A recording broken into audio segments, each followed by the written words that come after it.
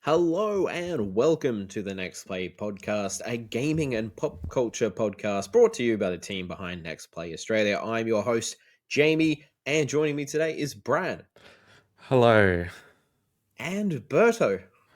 Hello. We are all still alive after live streaming the Nintendo 2 Direct, which we'll talk about later in the show. We will also be talking about our South of Midnight and Croc remastered reviews. And of course, as I said, everything to do with Nintendo Switch. But first, as always, let's go through what we've been playing. I've only played Croc. That's it. So I don't really have anything else I could talk about. Oh wait, no, the Pokemon Sleep. They've got that Darkrai Cresselia event happening at the moment. Oh, yeah. It's fine. I still haven't caught one because you have to feed it a lot of cookies or biscuits or whatever you want to call it. So hopefully I get one before the event ends. But yeah, not a lot on my end. Birdo, what have you been playing? Just smashing through Xenoblade Chronicles X. Totally addicted to it. Having a lot of fun, obviously, and hopefully, depending on how time goes, I'm doing pretty good. A review will be up soon, but I'm I've just glad, I'm stayed glad you're focused with the review. enjoying it. I feel like I sensed a bit of hesitation at first, like I when was you were going scared. into it. I That was it was scared. big or that you just... Because have you played a Xenoblade game before? Yeah, Xenoblade Chronicles is one of my favorite games of all time. Oh, true. And I have 2 and I have 3. I haven't really touched them at all, but I just love the Xeno universe. And fun fact, I even love the ones on the PlayStation, which I hope gets re-released one day. Xeno Gears, which is a huge Oh, cult classic. But anyway, yeah, it's gigantic. I think I'm up to 20 hours, and it's only chapter 4. And I think there's like 20 wow. chapters. I don't think I'm going Oh, to jeez. get to a point where I'm going to complete it all. But it's impressive in how I was originally afraid of it. And then it just reminded me so much of Persona 5 to finish this story. It's just the way that it's paced, it's overwhelming, but then it makes sense. And then when it clicks, it becomes like, it takes over your life. Cool. Nice. It'll keep you busy until the Switch 2 launches, by the sounds. Try not to, but yeah. Brad, what have you been playing? I have been continuing my quest into Final Fantasy IX, which is celebrating its 25th year anniversary this year. So maybe we will get a remake of that and I will play that as well. But and also Bleach Rebirth of Souls. I was a huge fan of the anime back half my life ago. So it was really fun revisiting it because Rebirth of Souls kind of retells the anime through video game format. And it was just fun revisiting those arcs and characters. I think I played the first chapter in my gameplay video, which was about 2 hours long. So if you like Bleach and you haven't looked up much about the game yet, go check out that video. And you will probably get a sense of whether or not the game will be for you. Other than that, I did play South of Midnight, which is out on Friday, aka, well, actually, I think it's early access on Friday and it's out next week. So, um, yeah, by the time this podcast goes out, the review will be up. So go check that out. And Croc as well, which I guess leads into the next segment, Jamie. You've been playing Croc Legend of the Gobbos remaster. I have. Now, I think we've spoken about Croc before on the podcast when Hannah was on the show. I know she absolutely loves the series. I have nostalgia for it. I think it's Mm. another one of those games. So, just I'm going on tangents. That's what I do. With Crash Bandicoot, I was absolutely loved it in my mind. But then when I replayed the remakes, I was like, I only remember like the first few levels. I don't think little me ever got past those levels and just replayed them over and over. I kind of felt that way with Croc again. So I remember loving Croc. I remember really much enjoying it. But then when it was like I got out of the forest area, I'm like, oh shit, there's other areas. I honestly either can't remember it or dumbass me as a child could not get past the first island. One of those. Anyways, yes, I played it all. I will touch on it. Unfortunately, there's no platinum trophy in this, which I was actually quite shocked about. I will touch on it. But Isn't there? yeah. No, there isn't. I was actually really shocked by that. I was expecting one. There's some challenging trophies, so the platinum would have been quite satisfying to get. But yeah, no actual platinum trophy, which I think, yeah, it's quite shocking, to be honest, when I saw that. But just for context, if for somehow you haven't ever played the original Croc, it came out in 1997. So just for all the oldies out there, that's almost 28 years ago. And that made me feel sick. Oh, really? Wow. Anyway, so story-wise, like if you've played any of the platformers around this time, it's a quick setup. It's kind of how Nintendo still do some of their platformers, where there's like a random new villain introduced. It gives you motivation as to why you're doing the thing that you're doing, and then that's basically it. Unlike some other like platformers around this era, like Crash, there's no real spoken dialogue. So Croc, he rocks up in the Gobbo Valley in just a basket in the reeds, almost like Moses type thing. And then they take him as one of his own. They bring him up, and then basically the whole valley is just invaded by a bloke called Baron Dante. Now he looks like a big toad man, but when I looked up online, apparently he's not a toad. So that's all out of the question. Who knows what he is? But they don't really even mention his name. The only reason I know what his name is because it's a trophy for beating him. So, yeah, basically, he steals all the Gobbos. You got to go and save them all. And, Croc gets teleported away. And then basically, he's just got to try and defeat him. That's it. Like, plot-wise, it's not really why you're playing this. You're playing it for the actual platforming, which we're just going to skip over the little plot because this basically sums it all up. It's kind of just like, again, it's a backdrop as to why a crocodile is going and attacking the big frog dude. Now, as Croc itself, platforming-wise, the big change over with the remaster is, even from memory, like the original PlayStation version, we didn't have analog sticks really on that original console. So very much was tank control. Same with the camera. It wasn't easy to control, which sort of added to the difficulty of the platforming overall. So I can say this controls super smoothly. As I said, you can just move the camera wherever you want. You can just play it as you would any other platformer. So it's very easy to control everything. It makes it a lot more accessible. And, if you're going from just point A to the end of the level, it's not too challenging, I don't think. The challenge comes from actually looking for every secret. If you're going for every hidden Gobbo in the levels and finding all the hidden gems, which will then unlock the secret door at the end, if you're trying to do all that, it gets incredibly hard because, like any other sort of game, Mario, you collect 100 coins, you get an extra life. You collect so much, you get extra life. Here, it's just like some levels only have like 50, 60 gems. So you need 100 gems to get a new life. So you need to go through the whole level, collect every single gem, and maybe in the next level you might get an extra life. But yeah, if you're going for all those secrets, it's going to take a while. But yeah, in terms of controls, I think it's really well done. Like I said, it makes the original a lot more accessible. I think casual players after the first island will start getting a challenge.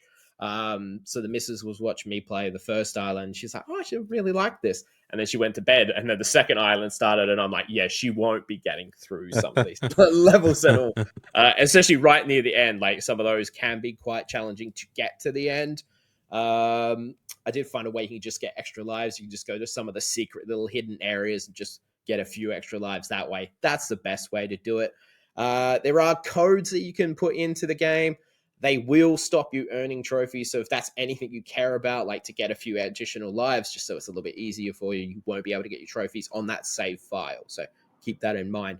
The one thing I noticed with the platforming, And I showed it to my missus just because I thought maybe I was going insane. And I didn't see any other reviews touch on it. But when you sort of stop Croc and he goes to like a halt, you would expect it would be like a dead stop.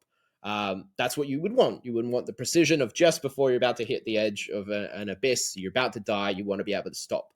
But he does this slight slide, and it just sort of, it cost me a few lives early on because I was like, am I doing something wrong here? But yeah, if you just watch it, he'll just like, he'll stop, but he'll just keep sliding slightly, almost like he's on ice or something. Like I said, it's very subtle, but I was able to pick it up. And it's sort of like with the remake of Crash.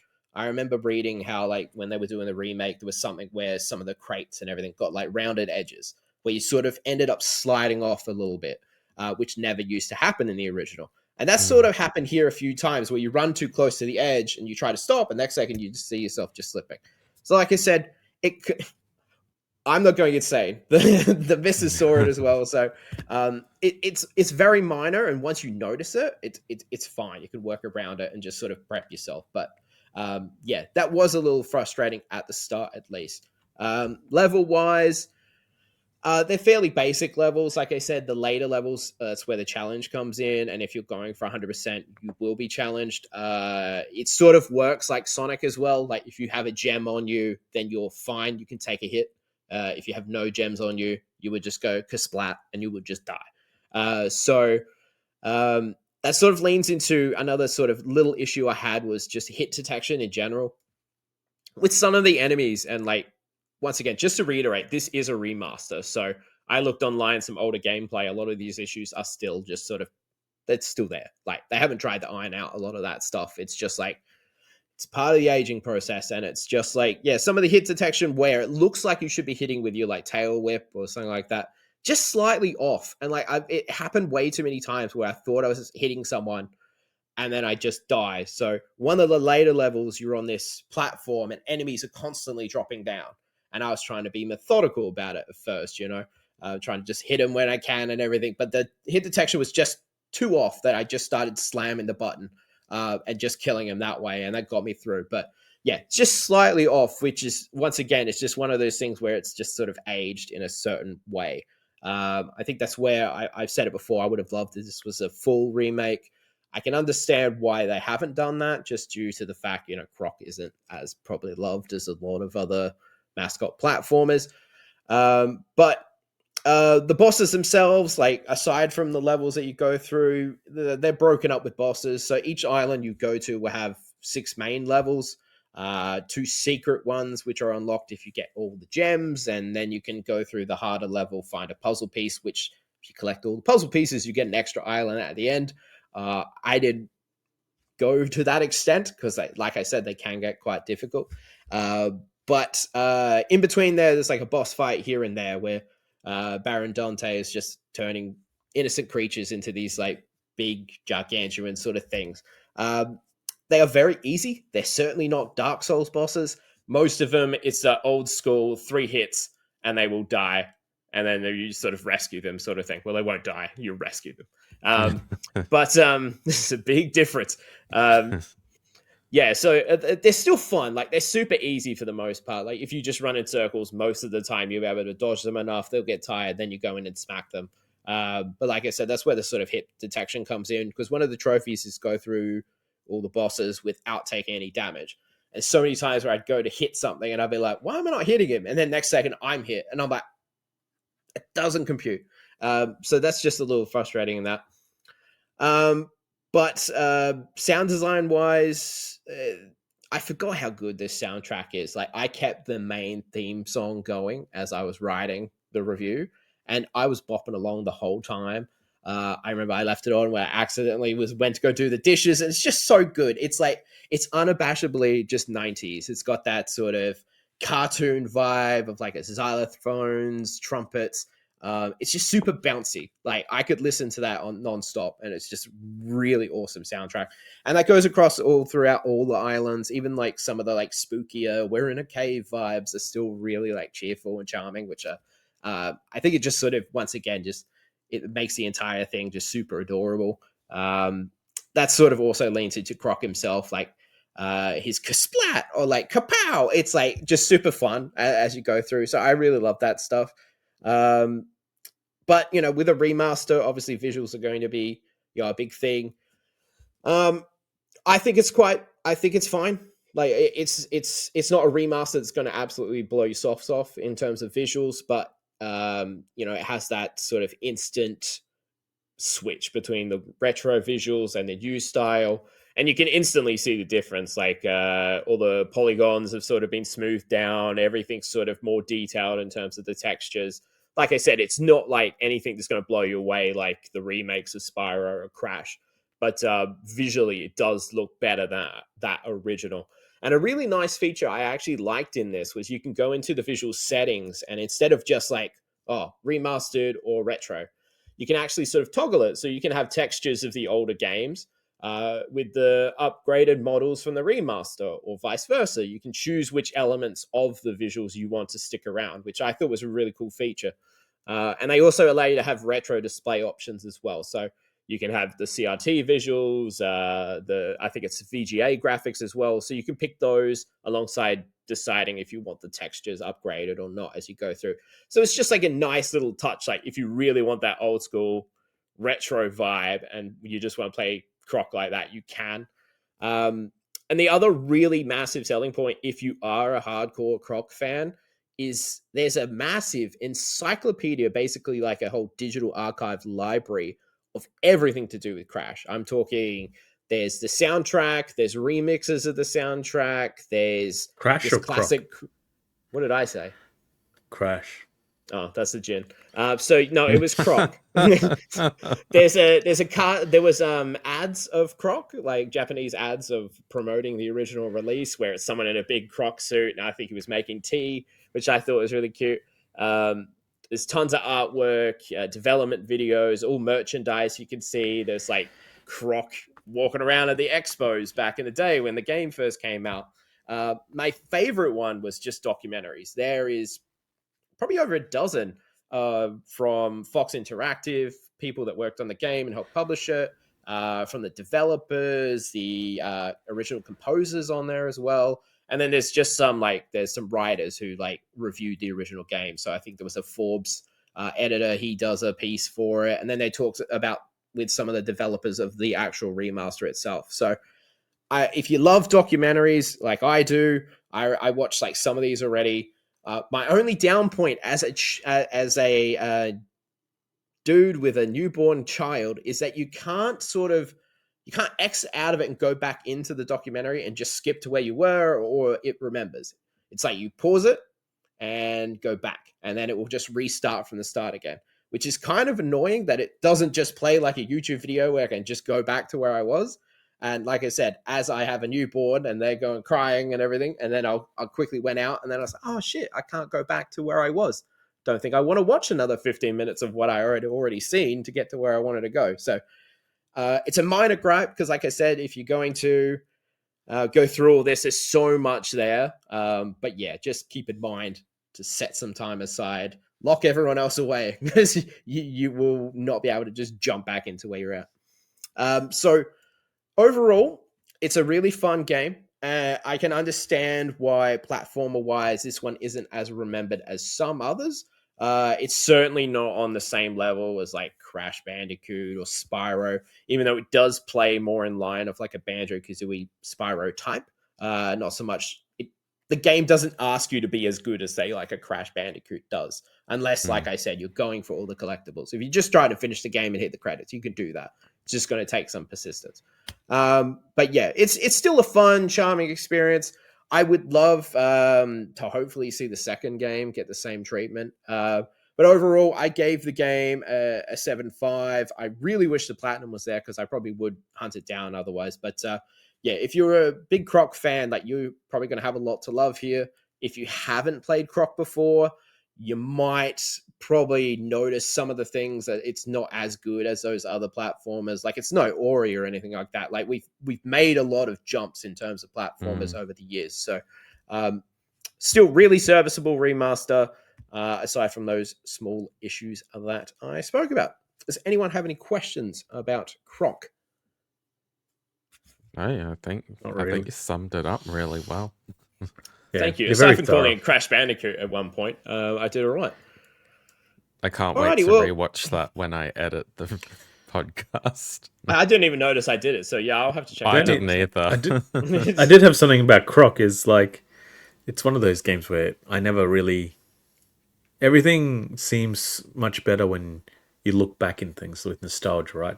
What's that saying? Like you see the world's rose tinted glasses or something Rose-tinted like that. glasses, Yeah. yeah. And so like when I saw you playing Croc, I was like, yeah, nah, it's not it. Like Oh, it really? looks I thought the exactly as I remembered opposite. it. Did you? Yeah. I was Mind you, like, It just that's reminded me of it looked like a Crocodile Tomb Raider, basically.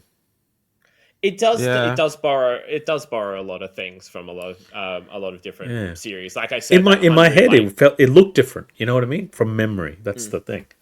Yeah.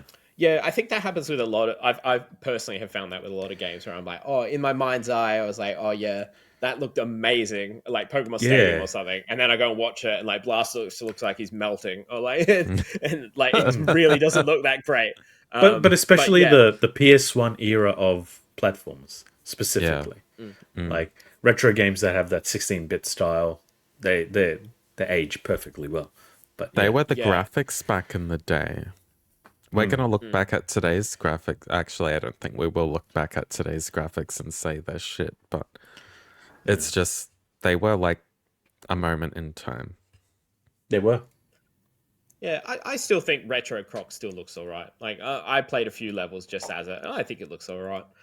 Obviously, back in the day with the CRT displays and everything, things probably didn't look as crisp because I think the gameplay I uploaded didn't have the CRT over the top of it, so it probably did still look a little bit better than what the older one would have. I don't even know how to hook up my PS1. I don't know where any of the cords are. I just showcased the console somewhere, so I wasn't going to go check out the old game, but I do have them, and yeah, it's if you do like Croc, it's worth checking out. But yeah, if you haven't played it, just keep in mind that maybe it hasn't aged as well as some other remakes where they've gone from the ground up. Uh, Anyways, I've been talking about Croc enough. I think we're going. I'm very keen to hear about South of Midnight. Brad, take it away. Yes. A game that also has crocodiles in it. Not as cute, though. South of Midnight by Compulsion Games, a studio whose last release was We Happy Few. And if you remember that game, it was not received very well or critically or commercially. But that is all in the past, and Compulsion have meticulously crafted a vibrant and emotional story that deals heavily with the theme of trauma while maintaining highly enjoyable gameplay and combat. Set in the US Deep South, the story follows Hazel Flood after a hurricane rips through her hometown, Prospero, pulling her into a world that interweaves reality and fantasy. Separated from her mother, she must navigate this strange world filled with mythical creatures suffering from trauma and an ancient magic called weaving. Hazel quickly learns that the land has chosen her to become a weaver. Weavers utilize magic objects and their ability to wield strands to manipulate the world around them, often for good.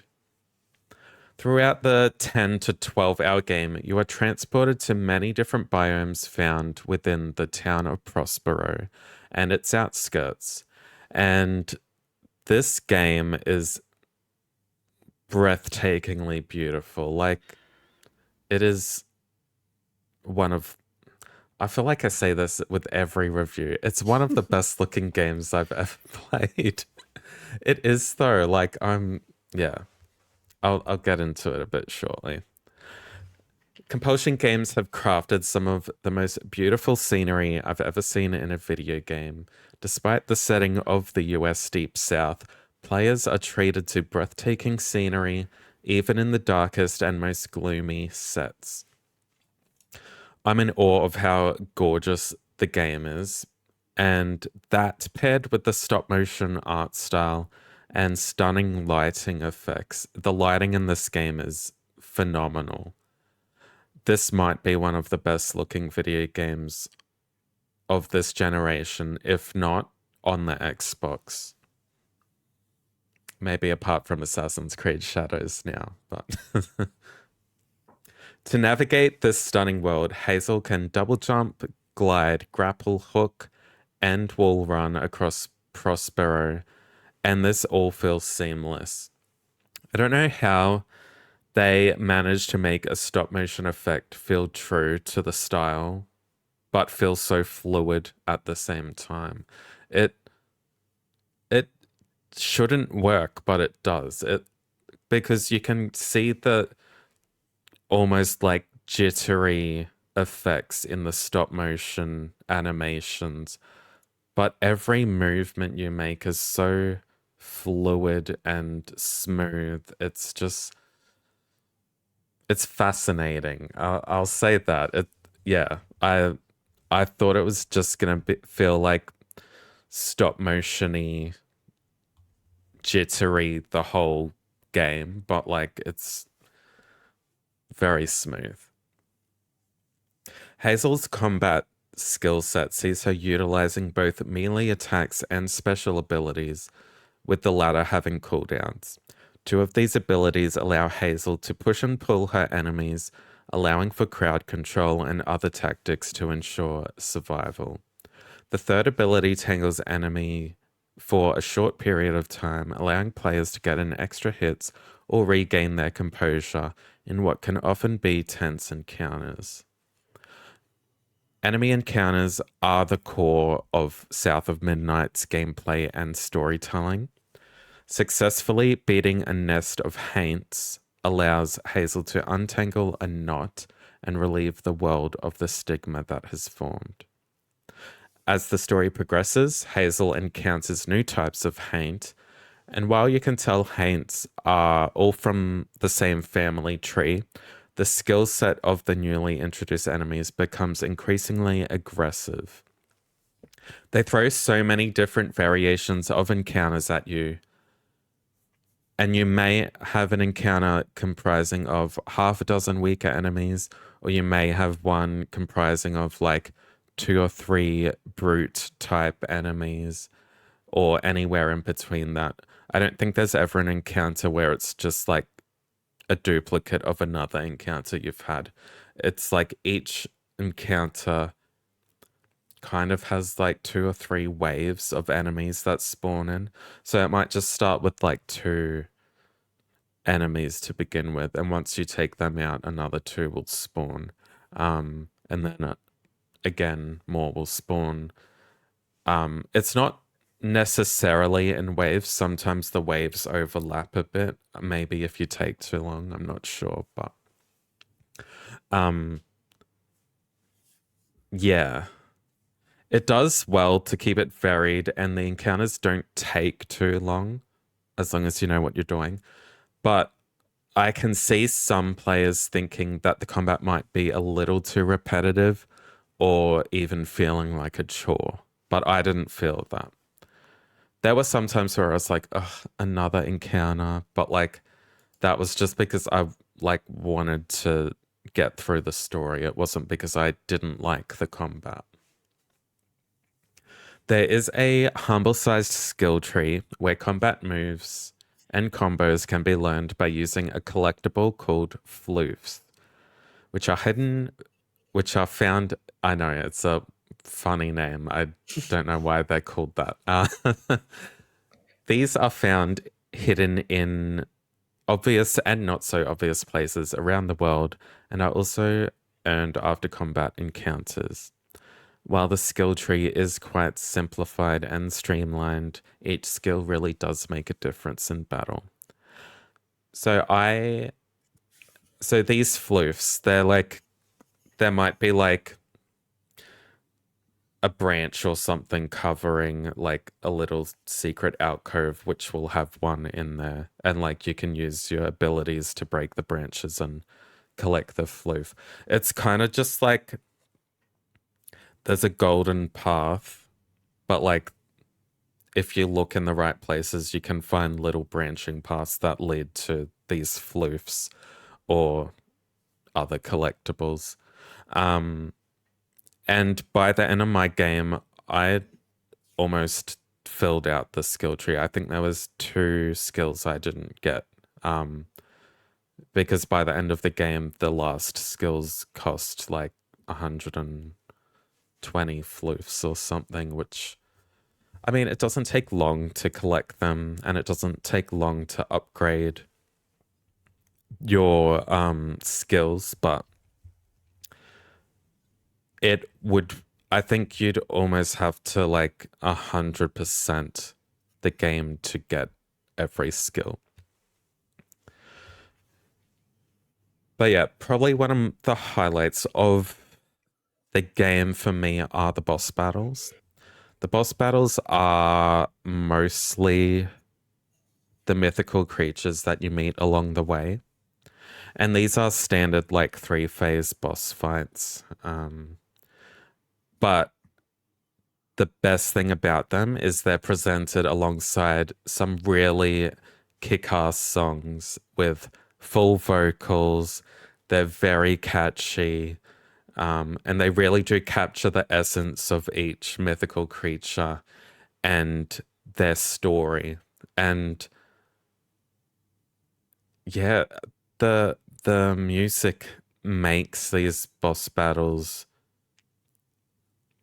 so special. It's hard to explain because I don't want to like spoil the creatures, but they are mostly like country, like almost country choir type songs, but they all sound very different. And yeah, as I said, they do embody the mythical creature that represents them very well, and is probably my favorite thing about this game. Performance-wise, absolutely no issues. I don't think there's a performance mode. It's just one mode. I played on the Xbox Series X. No frame rate drops. Sometimes I'd like get stuck in a tree, but I could like jump out of it. That might be patched in a day 1 patch. I don't know. So I'm not gonna like knock it down any points for that. If the stop motion effect isn't your thing, grow up. No, I'm kidding.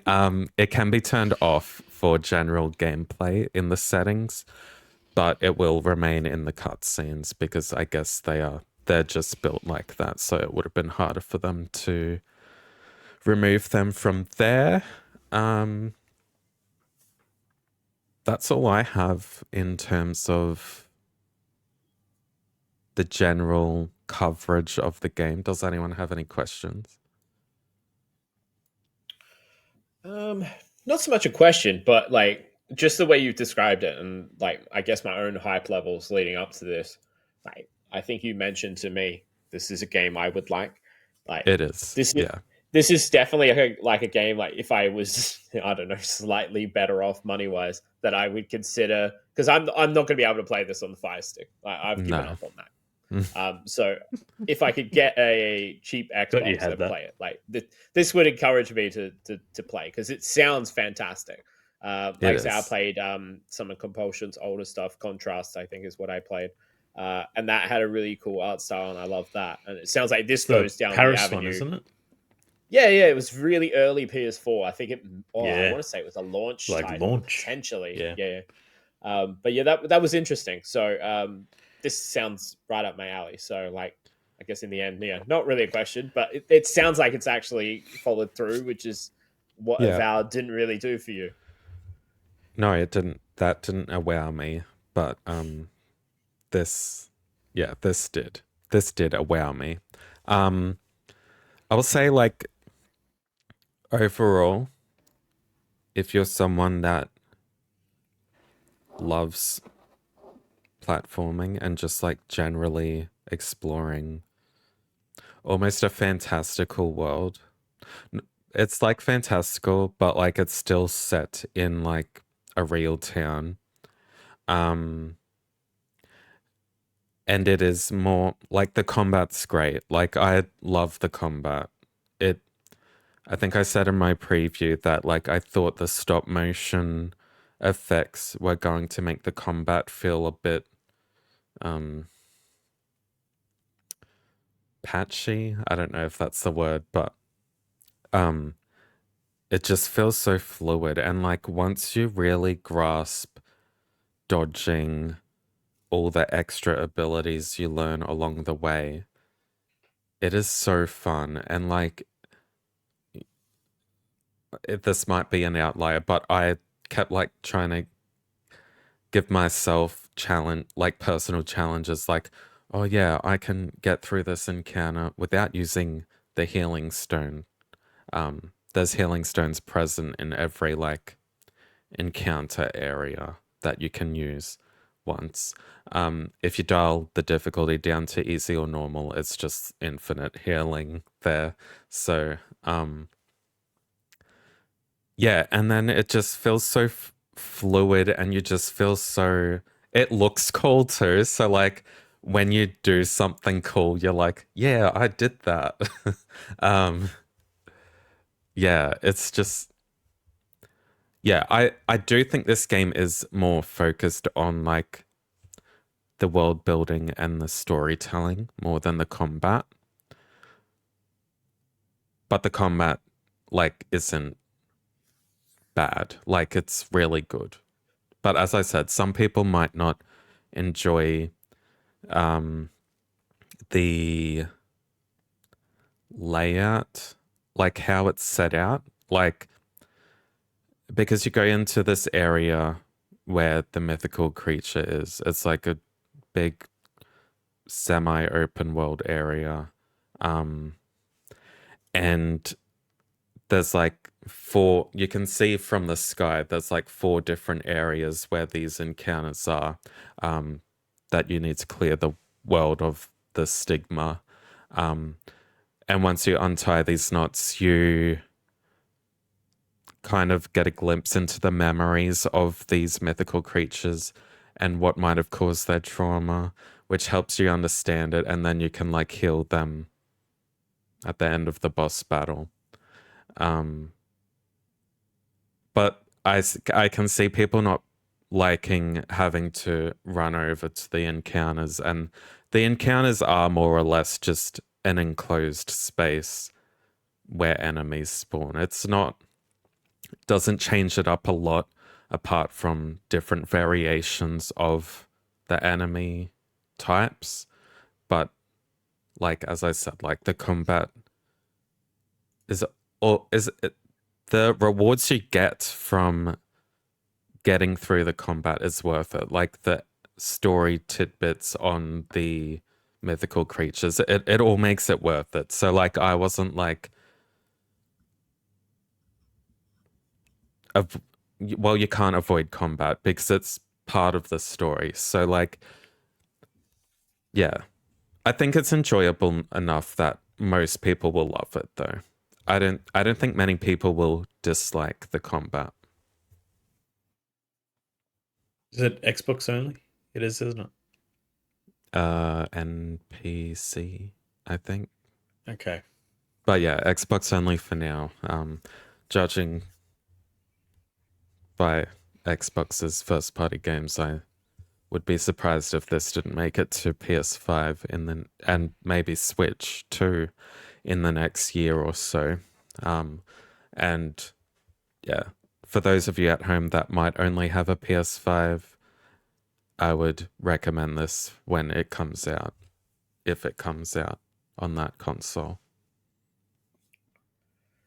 So, Brad, finally, what score did you give it in the end? I'm settling for a 9 out of 10. I think if the combat was a little bit more varied, it might have been a 9.5, maybe a 10 if I was in a good mood. But Damn. yeah, probably. It's really like when I think back, because like obviously I just reviewed Split Fiction as well, and I gave that 9.5. It's like neck and neck there. Like it's really fun. Like I haven't played a game for review that quickly. Like, I played it in 2 sittings. I was loving it that much. Sure, there was a bit of a time crunch, but like it wasn't like a time crunch where I was like, "Ugh, I really need to finish this." It was like, I want to keep playing this and I don't want it to finish, but I need it to finish soon, type of thing. Yeah. Yeah. I yeah, loved it. I don't have a summary, but yeah, I'm happy for Compulsion Games too, because like obviously their last game wasn't well received. Although like I don't think many people would remember that they developed that game, because I didn't. Still But like yeah. the masks, like the Yeah. Yeah, it's like Bioshock almost Infinite looking one. Bioshocky. Yeah. Yeah. I But think yeah, the I'm biggest, happy for them. yeah, I think the biggest issue I remember from launch about it, because I was really hyped about it until it I was launched, hyped where about it too. Me I heard too. it was just really broken, and that sort of soured me. And then I just sort of forgot about it. It was one of those games that never really ever went on sale either, and then I just stopped seeing it at the shops completely. So I just never got around to actually ever getting it. I can't remember the last time I've actually seen it in a store. Yeah, it's very rare. Well, thank you very much, Brad. Sounds awesome, to be honest. If it does come to PlayStation, I'll definitely be picking it up. But we do have one more review just to give a quick shout out to. So this was from Isaiah Ring.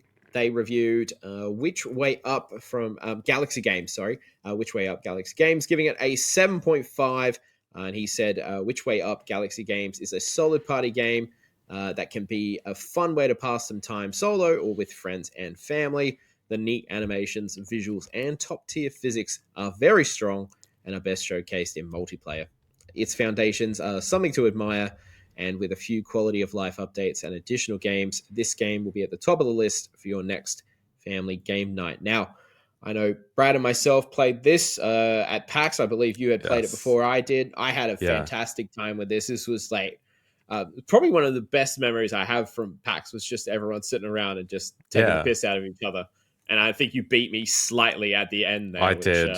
I will never forget. But yeah, very fun game. Sort of if you like those Mario Party-esque, almost some of the levels reminding me of Mario Galaxy as well. So locally developed as well, and the devs are super nice. So definitely go check that one out. Thank you very much for the review, Isaiah Ring, for 7.5 out of 10 with that one. Now, what we all have been waiting to talk about, Brad, I'm going to pass it back to you, and let's talk about the Nintendos. Yeah, so the Nintendo Switch 2 Direct finally happened last night. Again, if you want to watch it with us, or just watch us watch it, it's on the YouTube channel. Go check it out. There were some tense moments where we thought Bloodborne 2 was about to be announced, but that was not to be. I'm telling you, it is. I still believe Sure. One day. All right, so we're not going to go through every announcement because it was an hour show and there was a lot. Even in the sizzle bits, there were like another 20 games in there. So yeah, we will go through the console itself, the first party titles launching on Nintendo Switch 2, the enhanced Switch 2 versions of existing Nintendo Switch games, and then we'll touch on a few third-party titles coming to the Switch 2 as well. So, first of all, we got a launch date, June 5th, which is 2 months away. Very early. I believe I was closest in our predictions to the launch date. Not quite. I said late June to early July, so unfortunate, but it's a good unfortunate because it's even earlier than that. Pre-orders are up now on most retailers that you would think stock them, so go check those retailers out. That is retailing. There is a Nintendo Switch 2 and Mario Kart World bundle retailing for a suggested retail price of $769.95. And obviously just the base console is $699.95. I think most of the retailers are just basically adhering to that recommended retail price. There's not too much increase in price on those costs. I guess, I mean, we can touch on it now. Like, what do you think of the price, Jamie? I guess I don't really have much of a problem with it. Like, I'll just be open. I'm probably not getting this day one personally. I didn't grab the Switch day one. I was happy to wait for either a price drop or a sale, like coming out in June. There'll be holiday sales at some point. If you want to hold off at that point, there'll be even more games to play. And if there's been any patches or anything to the system, all those things will be ironed out. So I have no real issues with it. That's personally, I'll when we discuss game prices, I have some other mixed opinions. But yeah, in terms of the console, if you do have an issue with the price, like there's a simple way, and it's just don't buy it. Like I was talking to someone else earlier. It's like no one's forcing anyone to buy these things. If you don't like the price, simple way to do it is to just not buy it. So and then you can just hold off for a bit. So no one's forcing you to do it. So if you really don't like the price, you don't have to jump in, and that's what I'm probably going to hold off doing. But yeah, I don't really have too much issue in terms of price. Better. I think it seems fine considering how much technology costs these days. I think it's very relative to how everything has grown exponentially over the past 7 to 8 years since the last Nintendo. I do find it interesting that they didn't release the price during the whole presentation. I don't believe that they had the right strategy in how they did it by drip feeding it. You know, like Japanese price came first or UK price came first, and then, you know, the next region, and then eventually Australia. But I found that to be a very odd strategy on their behalf. I think from a price point of view, though, because everything is so expensive and the cost of living across the world at the moment, everyone's feeling it.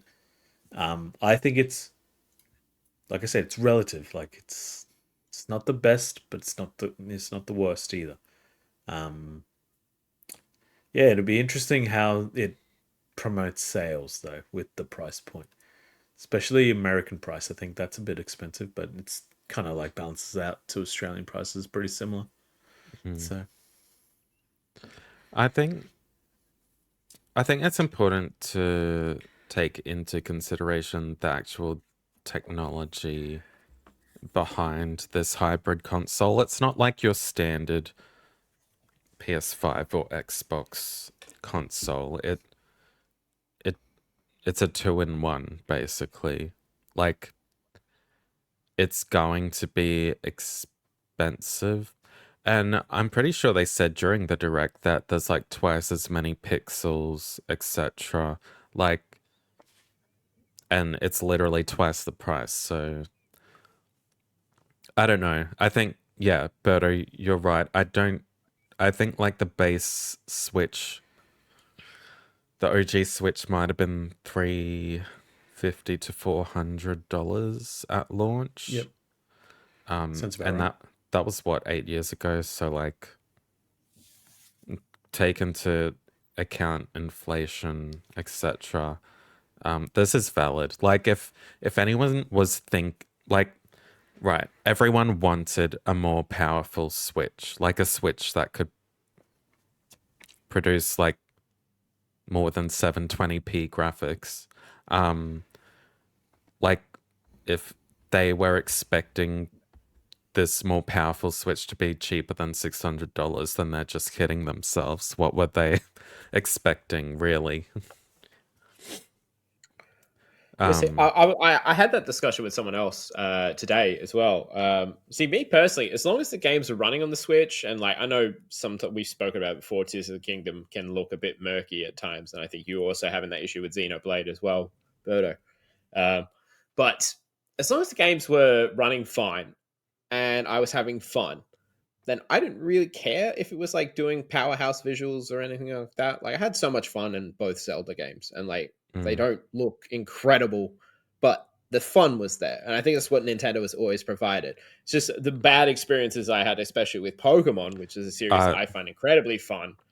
It was just like they were almost they had their sort of sights set on creating games in a certain way, and the console itself was holding them back. So I think Yeah. now they've opened the gates to be able to try and head towards where they obviously wanted to head. So like, yeah, the Pokemon games were sort of a big example of Nintendo wanted to be doing the bigger games, but the console itself couldn't handle that. So yeah, I was mm, happy if things were just fun and ran well, but you know, obviously with what they want to do and where they're heading in terms of first party stuff, yeah, it makes sense with the price and hopefully the games run. That's the main thing that I care about. yeah. Um, and I do like obviously, yeah, like Tears of the Kingdom and Breath of the Wild both ran really well, looked really good on Switch, but I want to say most of their first party games did look good, but like there were some like what's a good example? Hogwarts Legacy maybe? Like that looked like I don't even know. It looked and performed awful when that launched initially on the original Switch. Like the hardware limitations on that, especially like 7 or 8 years on, It was catching up. yeah, it definitely Yeah. was. Like the Switch was definitely getting some gray hairs. So let's talk about the new features of the Nintendo Switch 2. It has a 7.9-inch LCD screen that displays full HD at 1080p, magnetic Joy-Con 2 controllers that snap into place and can be operated like a mouse by sliding it on a surface. A newly designed adjustable stand allowing players to adjust the screen to their preferred viewing angle. An additional USB-C port located at the top of the console. Powerful processing speed and graphical performance with significantly improved CPU and GPU performance over the Nintendo Switch. Crisp audio quality and spatial 3D sound allowing for a more natural, clearer, and immersive audio experience.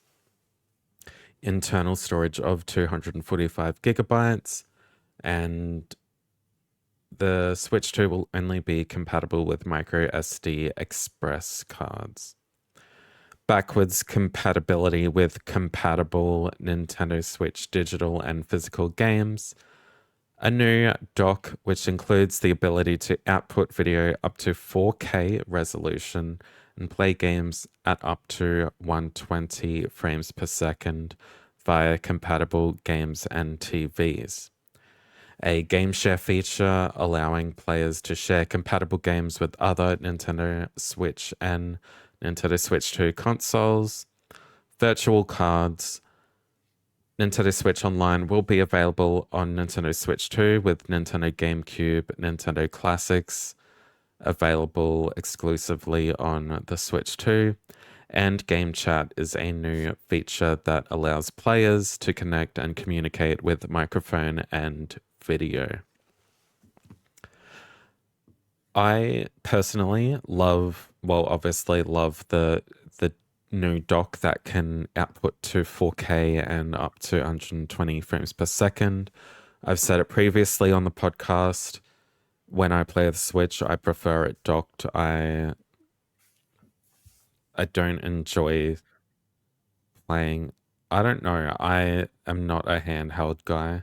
When I was a handheld guy, it was like this, not like that.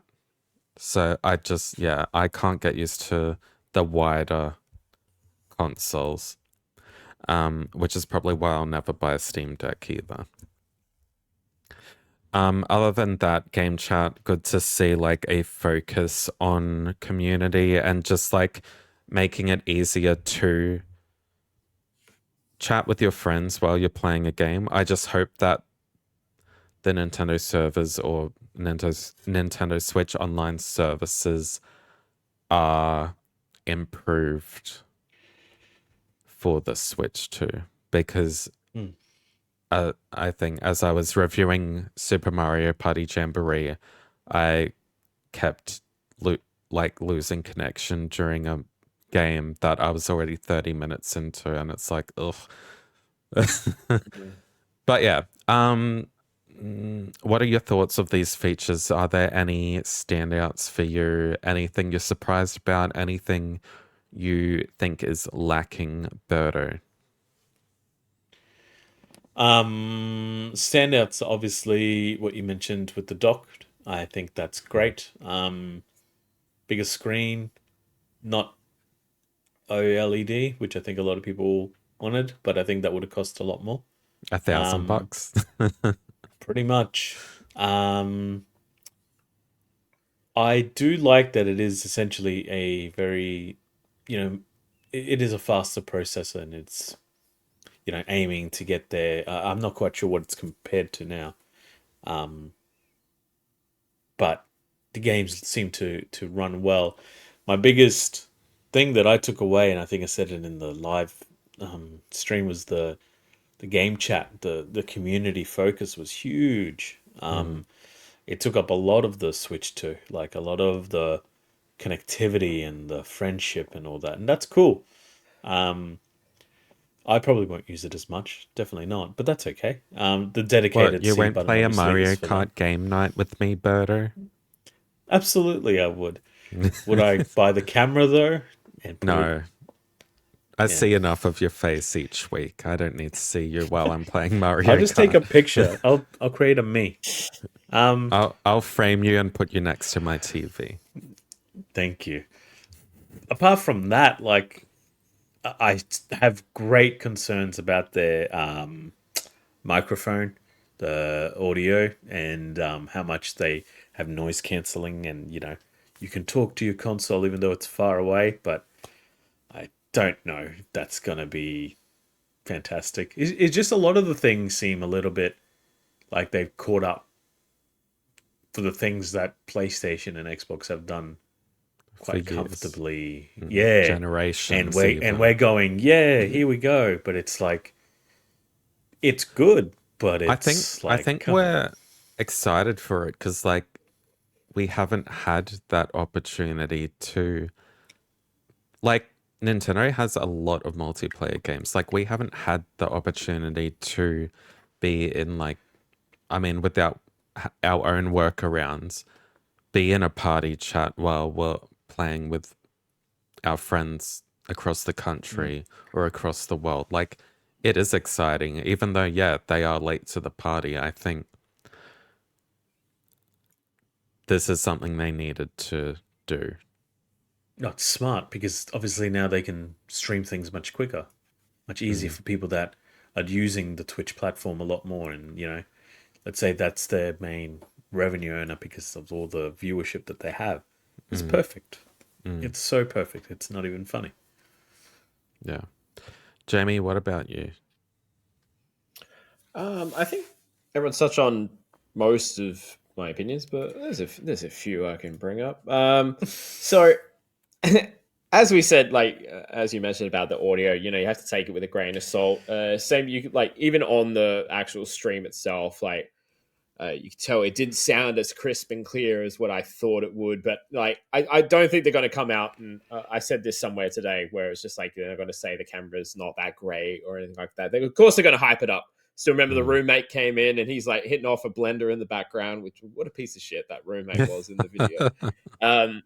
But like, you got to take everything with a grain of salt here. Like, they're not going to randomly come out and go, we've tried our best. I mean, it's not that great. Like, we'll just have to wait and see until there's actual hands-on and everything like that. I'm curious whether or not there will be headset support and like the ability to utilize like microphones with a headset rather than the built-in mic, because I think that could be good. I would probably prefer that over anything. Yeah, 100%. So I think the other thing I just wanted to touch on, two things actually. So the camera itself is a USB-C. So I'm wondering if there could be any other, like, do you have to use this camera? Could you potentially just plug in a better looking one that would make it a little bit easier for you? Do you have to? Like, is it proprietary that you have to use this one? Like, they come out and said anything about that? I'd No, say but so. I would say so because it does do a lot of, is green screening the word, where it just outlines your body. That was shown off. Yeah, that was shown off a lot in the direct. So like, I don't think you could just plug in any like webcam and be like, "Hey, Yeah, look at me." I'm sure they'll find a hack or something, but I feel like it's like Apple. Yeah. You know, you gotta keep it in the ecosystem. Yeah. Well, that's one point. Yeah, more than likely, it's probably just going to be stuck to what it is what it is. The one thing I just want to touch on, because I don't think we're going to end up touching on it in the games section, was the welcome tour game that they sort of announced. How Yeah.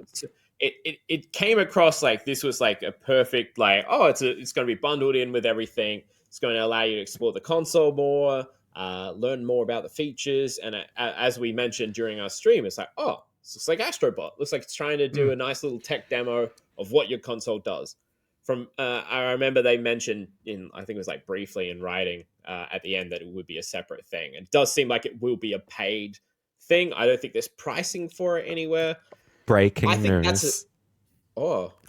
Nintendo Live is reporting that the official Japanese website welcome tour will be priced at 990 yen. So probably like $10, $10 or less, I reckon. Which, yeah, I mean, yeah, it should have been included. I would have been surprised if it was more than $10 though. Are we getting into the games now? We'll wait until there's an official price for that. But yeah, I thought that was like such an easy slam dunk of just like, here's a tech demo that we're just going to include with it. Like, we had Nintendo Land back on Wii U, which was built in. And then, you've had Astrobot as well. Nintendo Land was so much fun too. And it just gave you a good idea of what the console and the actual gamepad could do. So it just seems like a missed opportunity. Like, out of all the games coming out, I don't know why I would spend any money on that. But if it was there and bundled in, I would probably check it out. But yeah, very strange decision, I will say. That's the only thing I wanted to touch on in terms of console. I don't know, like, it doesn't seem as exciting as Astro's Playroom or Nintendo World. It seems more like engineering or like educational, and like, this is what is inside the Switch 2. Yes, it goes through the components. I just like it, like, goes into the stuff that most people won't care about. Does that make sense? Then I understand that, but again, like, if it doesn't look fun and it doesn't look exciting, then why would anyone buy it? Why not just have it there in the console, ready for people if they want to use it? You know what I mean? It's Nintendo. Like, people will buy it, and they know that. Well, they will buy it. Personally, I just think it's a really strange decision where it just sort of makes sense to just have it in there for the hardcore fans that want to do something without having to put extra money in. We'll wait until this is Australian price on it, but yeah, it seems like a weird decision in my opinion. Yeah.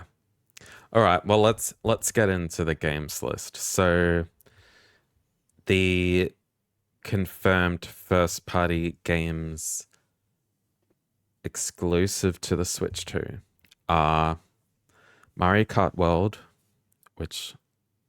and Nintendo Switch 2 Welcome Tour, which both launch on June 5 with the console. Donkey Kong Bonanza launches on July 17. Drag X Drive launches in winter 2025.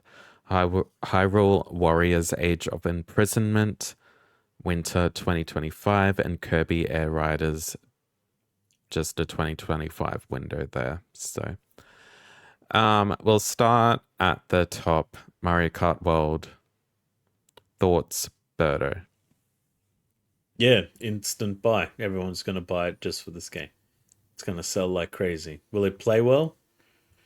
I hope I it think it does. will. I think it will. They've been working on this for a while. I think I mentioned yesterday, or during the direct, I said reminds me of, I think it's Forza Horizon. I think they do a similar thing.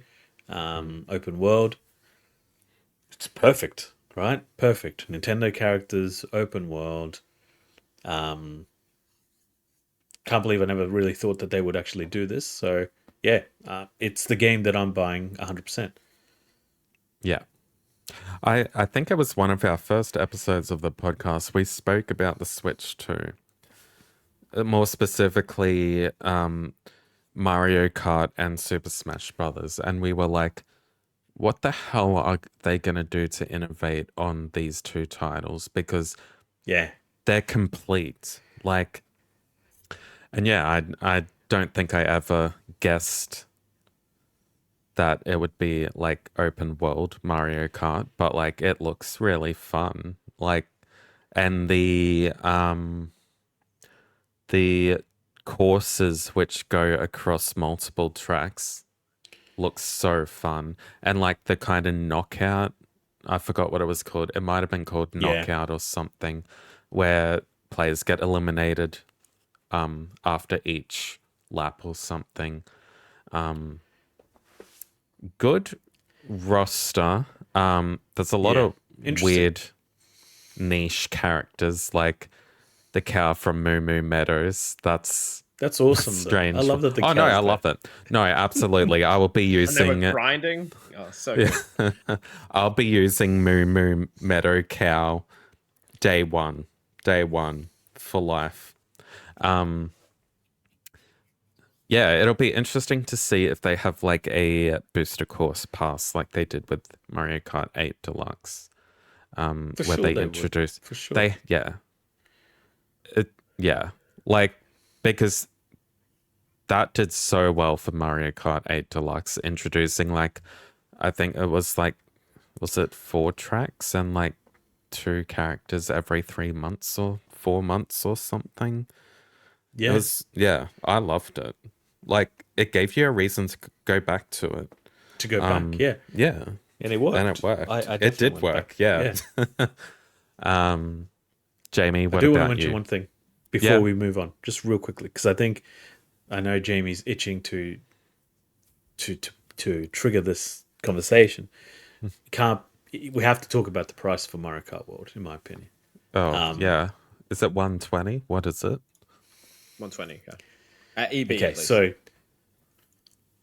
which is the main retailer in Australia if anybody's watching and they're not from here. But like my understanding in American prices it's $80, is that right? Close to? Which is one of the most expensive Yes. video games that you can purchase now. So like if you buy it on the Nintendo Switch pack online, it's $50. Is that right? It's like much cheaper than what you do on a Is it? physical version. Is I it? don't know. I'm not sure. I'd seen people mentioning things like that, but I haven't personally confirmed what the price. If you get it in the bundle, it's 70, and Which that's is Yeah. still getting expensive the for digital digital. code. Mm. Yeah. I just think I guess I want to get this conversation out of the way because I think we'll talk a little bit about pricing as we go through Yeah, each not let's just game rip but the each band-aid off. moment. Let's talk about the But prices. like I think the pricing for Mario Kart World is expensive. However, we allowed it to get to this point, and I know I'm not blaming us because I'm really not, right? But Nintendo decided to offer Tears of the Kingdom at a more premium price when that came out, and it sold excessive amounts. So they kind of set a precedent like this game's going to cost you a little bit more than a normal game would, and it did, and then it sold. So now they're even trying it again. Like how much do you want to do it? But I think this time Nintendo is actually taking it a little bit too far. I think It they it are is getting a strange little bit confident. because Donkey Kong Bonanza is like $20 cheaper too. $10. I'm Uh, going from EB. yeah, EB games. so I'm going by then. Yeah, $10 if cheaper. for those listening at home, if you are in Australia, go to Big W. There, it's all the games are the It's the cheapest cheapest. there. Yeah. Yeah, I'm going there to get that from there because I'm worried that the price that we're given now is far too excessive. $130. I think, unfortunately, it is expensive, but I think this is just the way games are going. Like, yeah, I don't know. I don't know. Like, what do you say? Like, it's, I don't think it's going to get any better. Like, it's, yeah. And, like, how much is Mario Kart 8 Deluxe on Switch? Is it still like $80? Probably. Those first party games, they do not come down, which is another thing. So When it'll it's my be, turn to chat, I will say it might be interesting if they're like adopting a new strategy where they do put their games on sales. I don't know if they will, but I hope they do. Right, so Mario Kart is like still $70. So, um, So yeah, I just think it's not good the way that it's being advertised, and obviously the internet is hectic, right? You know, you do one false move and you get, you know, chastised over it so blatantly with memes and pop culture references. But like even a quick Google search, you type in Mario Kart World and the second search is price. So like obviously that's trending to a degree where the normal consumer who's like, oh, new Mario Kart's out. All right, how much is this going to cost me? He's like, holy heck, I'm going to have to buy a $700 console and a $130 game. all right, so I also have more breaking news. Okay. On the Nintendo website, selected upgrade packs at no additional cost. Nintendo Switch Online and expansion pack members playing on Nintendo Switch 2 will soon gain access to upgrade packs for both The Legend of Zelda Breath of the Wild and The Legend of Zelda Tears of the Kingdom games, allowing them to enjoy the Nintendo Switch editions of these games at no additional cost. I'm shocked by that. I thought they would charge Yeah, for me that. too. Unless the backlash that they're getting now. Because, like, you look at Mm, YouTube and the videos seem to be a little bit obsessed with price. I think price seems to be a bit of a barrier at the moment. I don't know. I've never like really seen Nintendo backflip on a decision because they just know people will bend over. But if it was free, if it was free yesterday, why not say it? It's free. True. I think they didn't. Maybe they didn't want to give the wrong idea and make everyone think all of these upgrades would be free. Yeah, Yeah. it's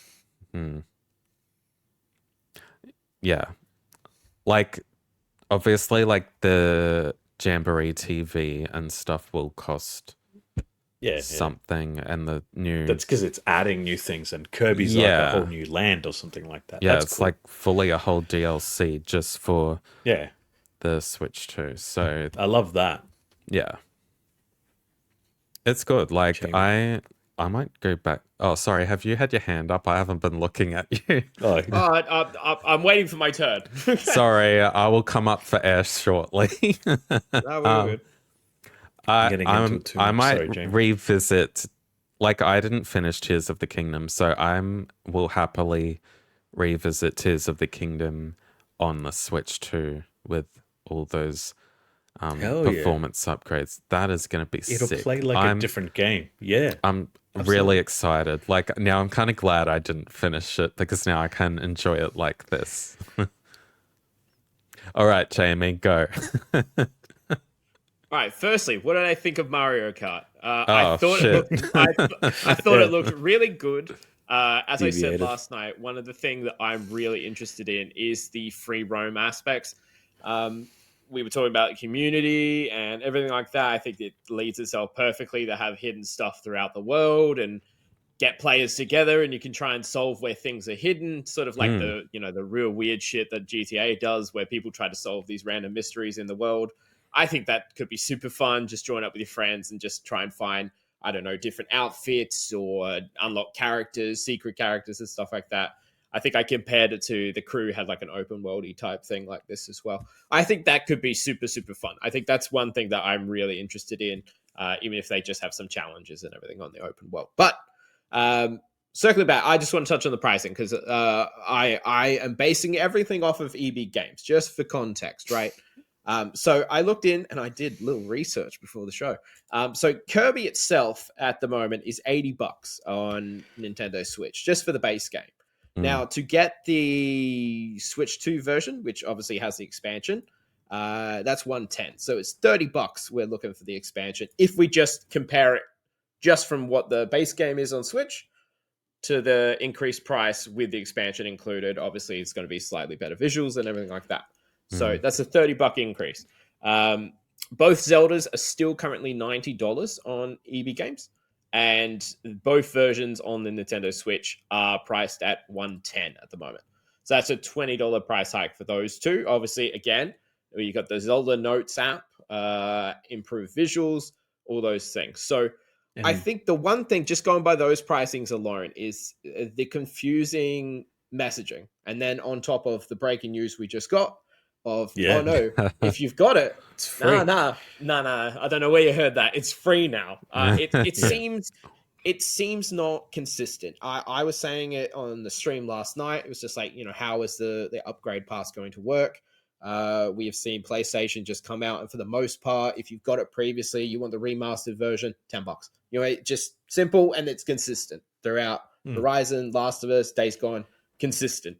But the messaging for this has been just a little bit all over the place. And I know we're touching on first party at the moment, but I can't not touch on it because I brought it up before the podcast. Cyberpunk 2077 Ultimate Edition on the Switch 2. That comes with Phantom Liberty expansion, as well as the game running on a Switch, was kind of nuts, and the improved visuals and every other thing that they've done to actually make that game run in general. $120. It's priced the same price as Mario Kart at this stage on EB Games website.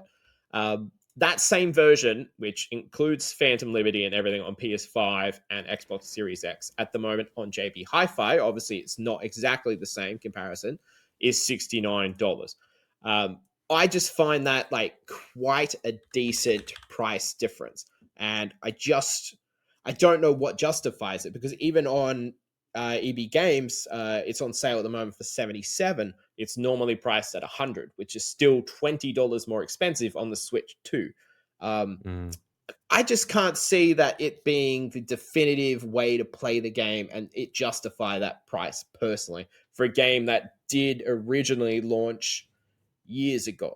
Like, it is an older game that has been improved. That's what I've been told.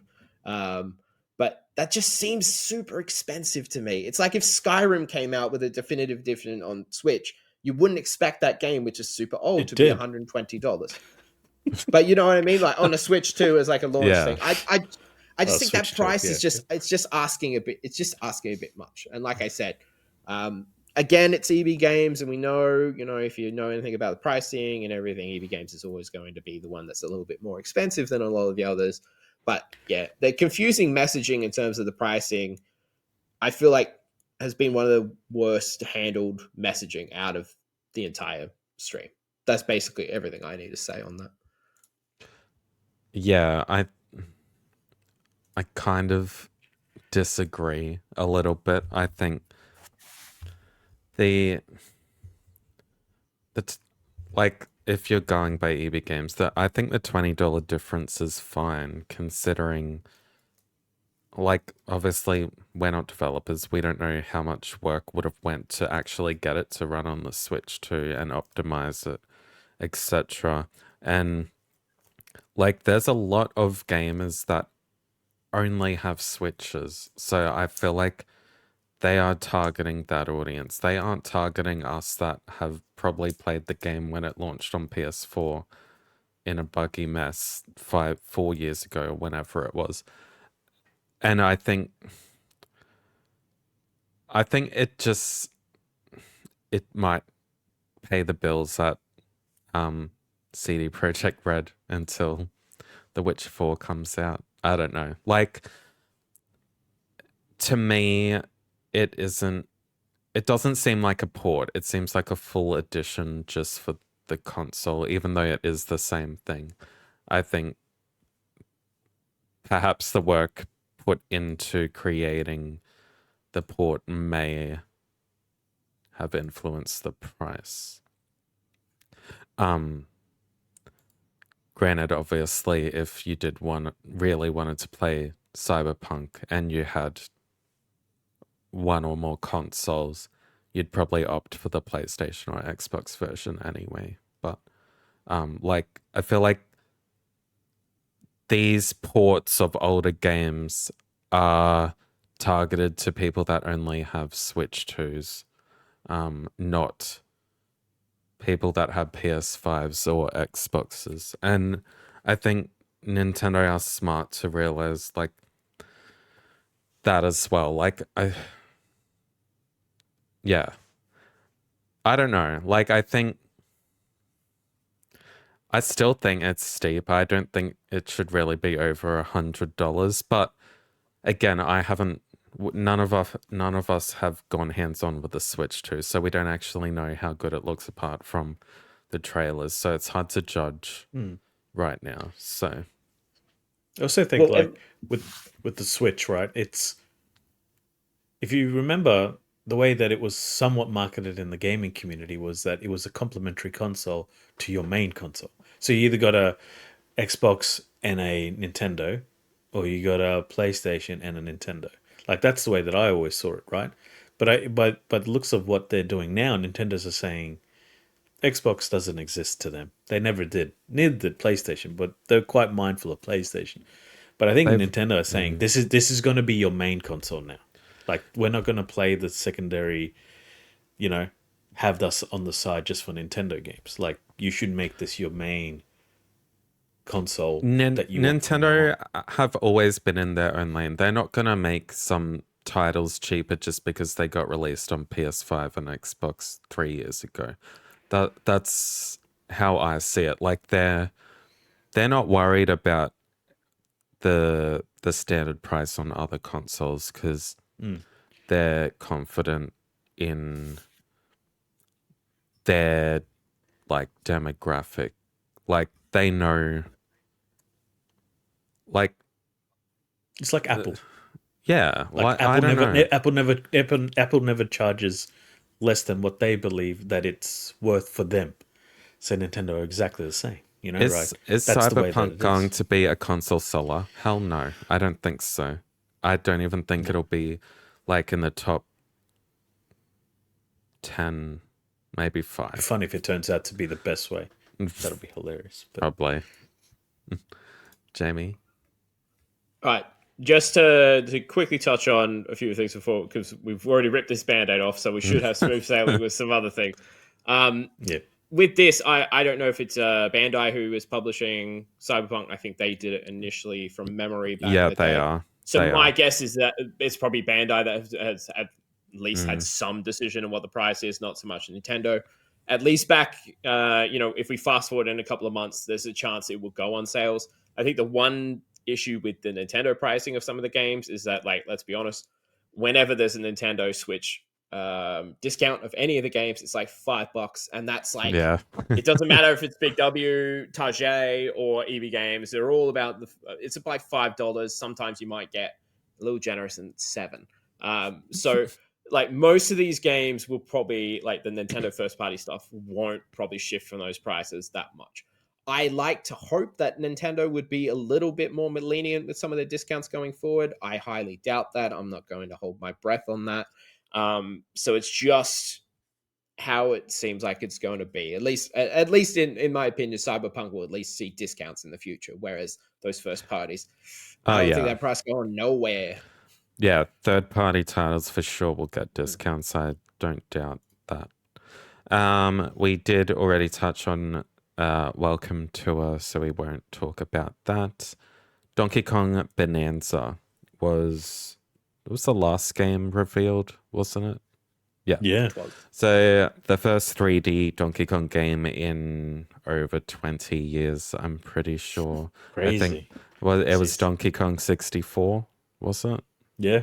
Yeah. I think so. Oh, that was the last one. Yeah, it was. Jesus Christ. So go Donkey Kong. Let's address the elephant in the room, his redesign. I'm warming up to it, actually. I think the world of Bonanza, like, well, what we've seen of it, I don't think he would have looked right in his old design in that world. I agree. I like think the way he just looks. with the graphics and like their art direction. Also, that key art, the cover art, that slaps. That looks so freaking good. Probably one of my favorite cover arts ever. It is so striking. If you haven't seen it, it is ridiculous. It is The Donkey so good. Kong one. Yeah, it is amazing. So I didn't have a Nintendo 64, so I don't have a strong affinity with Mario 64 or Donkey Kong 64 type games. Obviously, I played Odyssey, but that seemed more of a grander scale, I'll say, than a 64 title. What are your thoughts on Bonanza, Jamie? I'm still a little bit mixed on the redesign personally, but I wouldn't say, like, I've only watched the trailer once, and that was when we were watching it live. I wouldn't say the art style like jumped out at me as something that really appealed to me straight off the bat. As I said, I would need to see more, and I haven't gone back to watch it again. I'd love to see some straight gameplay and everything. I love 64, Donkey Kong 64. I don't remember heaps about it. I just remember all the different monkeys that you could use, all the different abilities. Chunky Kong as well, that legend, he was in that. And I remember the massive boxing fight at the end with K. Rool, which I think I've touched on the podcast once before. It's great to see it. I do like the open worldy type things from Nintendo, and hopefully we get an Odyssey 2 maybe down the road. I think this will play well, and I think I'll really enjoy it. I wonder how difficult it's going to be. Like, normally the open world type games from Nintendo are not as hard as those Donkey Kong 2Ds. So I guess we will just see. But it's interesting the way they're taking it, of him being able to smash through what seems to be most of the environment. So that's really interesting. I'd like to see more. That's for sure.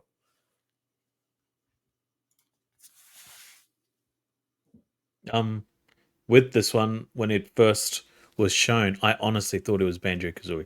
It looked so Banjo-y, it's not even funny. The little, I don't even know what they are. The little character that follows you, because there's this little purple character that follows you around like a rock on his side. Then when you said it was Donkey Kong, I was so strange. I was like, what a game to end on. 24 hours later, I love it. I've seen it again, and I'm like, yep, I'm in. 100% in. Just, for that split second, they showed the 2D type Donkey Kong Country level, which looked awesome. Donkey Kong 64 was fun at the time, but looking back at it now, I wouldn't replay it because it's just too bloated, too slow. It's like molasses on the wall. It just drips so slowly. His redesign is awesome. He wears pants now. That's weird, but okay. Yeah, I like it. He's younger again, more youthful, more vibrant, more fun. We'll see what happens, but I'm really looking forward to it. I think it has a great potential. Not what I expected at all. At all. Did not see this one coming.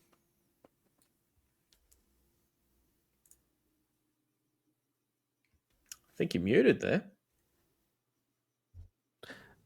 Next is Drag X Drive, which I don't. I thought you were very quiet when it went from me to Bodo. It was very quiet.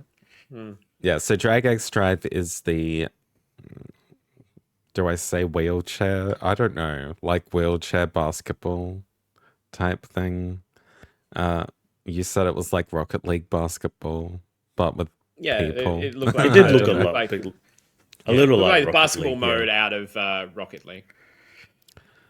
This isn't something I'm really interested in, so I don't have Yeah. much to say about I got it. nothing. Yeah, I don't Not have for me. much. I thought the color palette was quite bland. Like it's very grey and like metallic-y. I thought it could have been a Yeah, little bit more colorful. That's all. they. I don't know if like there are different like stadiums or courses, but like, why did they show the most like washed out one? The Yeah, yeah. controls look dumb too, to be honest. Too It gimmicky for me. looks like a you have to workout. Yeah, no. yeah, just you're gonna Oh yeah, this scratch is the the hell out mouse of them, one, wasn't you it? know? Yeah, Yeah. Yeah. I know we didn't touch on that, but I don't really understand how that mouse feature is going to work. Like you have to have like a flat surface near you to use it properly because you need to have to actually have the friction to do the mouse control. So if I'm Well, sitting we'll on my see. couch, like, do I have to have it? Like, I don't know how this is going to work. So it looks good in some of those Civilization when they showed it being able to have that precise movement. That looks cool. But And Metroid. you'd have to, yeah, yeah. you'd have to have like just the right setup for it. But yeah, I don't have much else to say on this one. Hyrule Warriors Age of Imprisonment. I love the Hyrule games. I'm very excited for this. Yeah, it is set. It's set. When's it set? Before Tears of the Kingdom? Tears. Yeah. Yeah. So it's set before Tears of the Kingdom. So it looks like Zelda again might be the main character here because we didn't see Link at all in that game trailer. No, we didn't. So So- Zelda and Donkey Kong in their renaissance.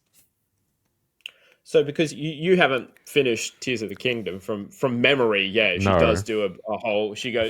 She skips out and she goes back in time for a bit. So Oh, okay. I'm gonna guess Right. that's where we're going to be I taking would- place yeah. timeline wise. I think it's a really interesting timeline to explore because we got like little hints of the backstory of Tears of the Kingdom throughout. I believe it was the things. They were like markings in the floor, right, Yep. in the environment, and you had to Correct. line it up and then watch it. They were actually It's super like the cool. tears, don't you? That's it. Yeah, I think so. And they had the drop, and then it would do the flashback scene. So I think it's a really cool setting. I thought that entire backstory was actually quite brilliantly told. So I'd love to see what else is going on there. And the Warriors games are always like good fun. I always think they're a They're decent just like time. good, you know what like- you're gonna get. Yeah, like kick Yeah, back you and know just what you're smash gonna get. buttons. That's good. Yeah. I like it.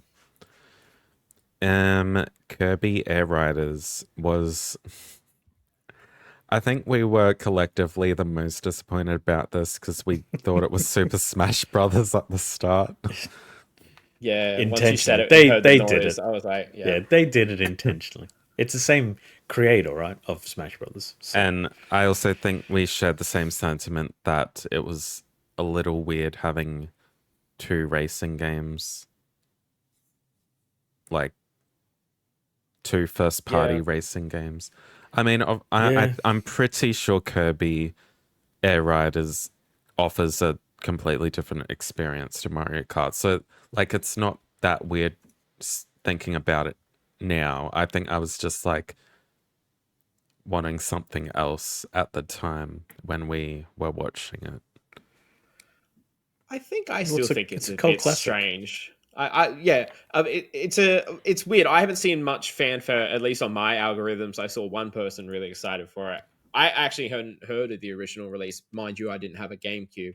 I went back and had a look. Metacritic wise, it's sitting at 61. So it seems like mixed or polarizing opinions on the original. I do think it's still a little bit strange because like we're assuming it's only just going to be if it's a cast of characters in terms of like the roster. We're going to guess that it's just going to be Kirby, like Dedede and stuff like that will be in it, and a couple other characters. I'm assuming there was going to be some sort of story in it. I personally, I love the last Kirby game. I would have loved just another Kirby. Yeah. Kirby platformer. Personally, I love those games. They're always good fun, and I can always get the misses in the play because they're never incredibly challenging either. So, Yeah, it just, for me personally, during the stream, it sort of took the air out of the room a little bit for me, just because I wasn't expecting something like that, and it just felt a little weird with Mario Kart being your heavy hitter racing game. That's It. But props to people that maybe love the original, like they get a follow up. I think the original was quite niche. It wasn't a game many people played, so I think that's why it just felt a bit out of place. Like, for me, it was, well, apart from Drag X Drive, it was probably one of my least excited for titles on the Switch too. But like, I'd like to be proven wrong. Like, I haven't really looked into it at all, other than the trailer that we saw. So maybe it could be fun. I'm sure it is. Yeah, probably still would be fun. Yeah. Berto, did you have any thoughts on Air Riders? Nah, like I said, it's a cult classic. Means a lot to a few. Good, but not for me. Not for me at all. All right, so moving on to some Nintendo Switch 2 editions of some first-party Nintendo Switch games. These are games that have performance and visual upgrades, and some even come with new content exclusive to the Switch 2 and all of its functions. So just going through this quickly, Breath of the Wild and Tears of the Kingdom are both launching on June 5th for Switch 2. Free upgrades if you already have the Switch version, which is awesome. I mean, those games both looked great on the Switch 1, so obviously it's going to be like a treat, a visual feast, you could call it, on the Switch too. Can't wait.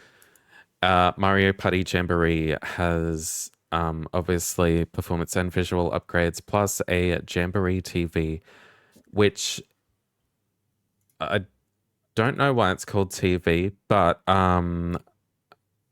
it did seem like there were new mini games that utilize the microphone and mouse functions.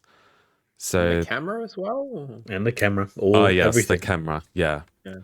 Maybe that's the TV part of it. Who knows? That launches on July 24. Kirby and the Forgotten Land has new DLC exclusive to the Switch 2 called Star-Crossed World. That launches on August 28th. Jamie, I'm assuming you'd be excited for that if you had if you were getting a Switch 2.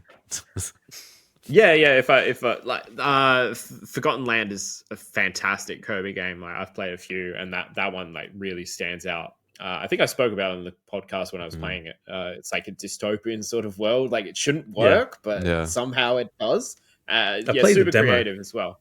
Plays really good. It's really nice. I highly recommend the whole thing. Yeah, it's really fun.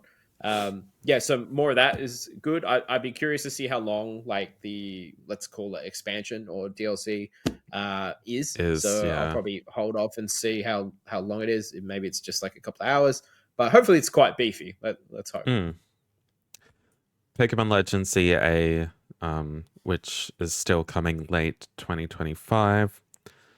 I said in our reaction that this was probably still my most anticipated game for the Switch 2.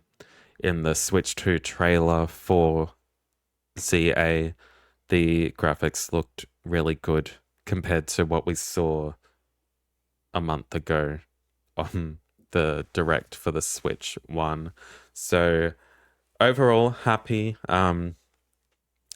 Still have some reservations about the game itself, just because like it is, I'm pretty sure it's confirmed that it's just set in Lumio City. I don't think there's any areas outside that. Hopefully I'm wrong. But yeah, excited for that. Any Pokemon talk? I know we've spoken about this game a lot in the last few weeks, but yeah. You two are gonna consume the podcast when that comes out already. Yes, sorry in advance. I'm still really keen for it. As I said, Arceus was a bunch of fun, even if it is just in the city. As long as there's enough to explore, and it doesn't. Because let's be honest, when it comes to like towns and cities and everything, Pokemon sort of even in the most recent games, they're quite bland. Like you have your Pokemon Center here, your mart that you go there, and maybe like a gym or something like that. So hopefully there's more areas to explore, like interiors and stuff. I'm not going to hold my breath on that, but I have hyped up that there's all the different wild areas and stuff. So, The I'm map very looks big still. Like, oh yeah, it looks massive. Yeah, yeah. yeah. So I just hope it's varied enough that it doesn't feel like you're going through the same streets over and over. You know what I mean? Yeah. But I'm curious to see what the shiny hunting mechanic is going to be like as well for someone that does that. Yeah, crap. true. Yeah, good call. And finally, Metroid Prime 4 Beyond, which is still coming out this year. We got really stunning showcase showing that Metroid Prime 4 in performance mode can run at 124 frames per second, assuming that's stocked, obviously. And you can kind of play it like a PC shooter game with the mouse function as well, which, yeah, I think that's cool. I'll probably, I mean, if I play this, I don't know, maybe Birdo will review it, who knows. Can't wait. I would probably use a Pro controller still, though. I don't think I'll use... I'm not sold on the mouse function, just because I don't want to scrape my Joy-Con along a surface, but I don't know. Like, it's obviously made for that, though, so, like, it might not be as, like... I don't know. I'm just picturing nails on a chalkboard, but I know it's not going to be like that. I think I'm gonna get it 100% because it's my most anticipated. But I'll try all three. Yeah, controls. Yeah, like because I'm pretty sure because I'll get them all. So yeah. I feel like the mouse, like it'll work fine. Like the mouse stuff. Like I'm not against it. I just think I would prefer a controller. The thing is with Metroid games, it's all lock-on functions, like Metroid Prime. Sorry. So like when you see an enemy, you click it to lock on, and that's how you do it. And then you let go, then click it to get to the next person. So to have that freeform mouse would feel more like Metroid Prime 3, which was on the Wii, where it was like a mouse, like a pointer. Okay. This is very much like a PC where you're not pointing it, you're... The game looks good, though. Scraping the hell out of the controller. It's got my interest, and I haven't really They're liked great games, Metroid Primes. I prefer the 2D Metroid games, but yeah, that it looks good. I like it. So we're not going to talk about all the third-party games, but I will quickly just race through the list, and at the end, you guys can touch on some of them. Launching day one with the Switch 2 console is Split Fiction, Fortnite, Cyberpunk 2077, Hogwarts Legacy, Hitman World of Assassination, Bravely Default Flying Fairy HD Remaster, Street Fighter 6, Kunitsugami Bath of the Goddess, Sid Meier's Civ 7, Deltarune, which includes a Chapter 3 and Chapter 4, which are brand new, Puyo Puyo Tetris 2S, Rune Factory Guardians of Azuma, Nobunaga's Ambition, Awakening Complete Edition, Fast Fusion, Arcade Archives 2 Ridge Racer, Yakuza 0 Director's Cut. So that is launching on day one of the Switch 2, and coming later in the year is Raidou Remastered, The Mystery of the Soulless Army, Tamagotchi Plaza, Shadow Labyrinth, Wild Hearts S, No Sleep for Kaname Date, From AI The Somnium Files, Story of Seasons, I know, Story of Seasons, Grand Bazaar, Tony Hawk's Pro Skater 3 and 4, Witchbrook, Marvel Cosmic Invasion, Reanimal, Professor Layton and the New World of Steam, Star Wars Outlaws, Goodnight Universe, 2 Point Museum, Elden Ring, Hades 2, EA Sports Madden NFL, EA Sports FC, Borderlands 4, Hollow Knight Silksong, The Dusk Bloods, Enter the Gungeon 2, Starseeker, Astroneer Expeditions, and with no release date is Final Fantasy VII Remake Intergrade, WWE 2K, and BA 2K, Human Fall Flat 2, and Project 007, which is being developed by IO Interactive, aka the Hitman people. I mean, we should talk about the Dusk Bloods quickly. That is the FromSoft game exclusive to the Nintendo Switch. I think, Jamie, at first you thought it was Castlevania, which it did look a lot like. Or was it Berto that said that? Yeah. And then Jamie said Castlevania. And then we thought it was Bloodborne too. Because aesthetically it did look a lot like Bloodborne. To me it looked like Bloodborne mixed with Elden Ring a little bit. I am excited for this. It does have multiplayer elements. I'm pretty sure the description in the trailers and everywhere else it's listed says it has multiplayer experiences, although like technically all Souls games from FromSoft do with the whole summoning thing.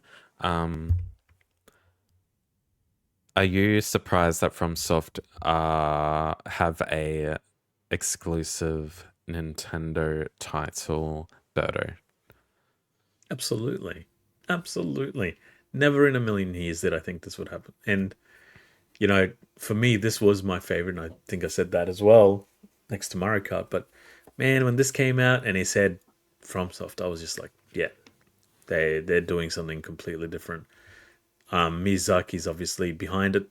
So this is their next one.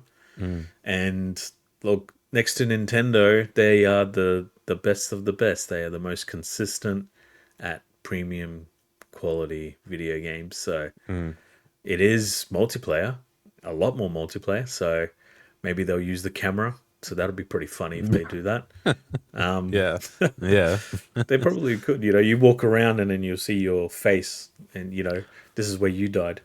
You know how they do that in like Dark Souls. How embarrassing! Leave notes on. Instead of leaving notes you leave on notes. the floor, you can leave your face on. Leave your face on the wall. and a voice note. That would be like there would be so many memes out of that. But it'll get everyone going. But yeah, that's. I could go on. I reckon the Dusk Bloods is not a good thing for Sony in a way, because obviously they have that relationship there. But yeah, I think they're one of the most in-demand studios, right? They are, yes. Jamie, Hades 2. You got feelings about that? As I said, straight after Supergiant appeared, I think it was Greg Casavin. I can't remember how to pronounce his last name. It was great to see them here. I've been following them ever since Bastion, and to see them get such a showing so early on in the broadcast as well. Yeah, like Hades was a fantastic game. I'm happy to hear about Hades 2 coming to a console. I don't think I'll play it on the Switch just because I've already got the platinum for the first one. I'm invested. I want it. I have every platinum of every Supergiant game, so like I'm going to go and play it on PlayStation. I haven't looked. I haven't had any time today to see if they've touched on it coming anywhere else anytime soon. But even if it doesn't come out the same time on other consoles, it will probably end up coming there eventually.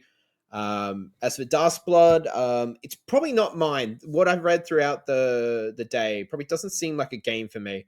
Whereas like PvP, VE, I think they've called it, where you're facing off against other players as well as the environment. It's probably not the FromSoft game that I want. I still haven't played Elden Ring, so like if I'm going to go play one, I'll probably go jump into that before I play this one. Are we able to touch on other games while it's my turn? Just quickly? Yeah. Deltarune, I love the first 2 chapters of that.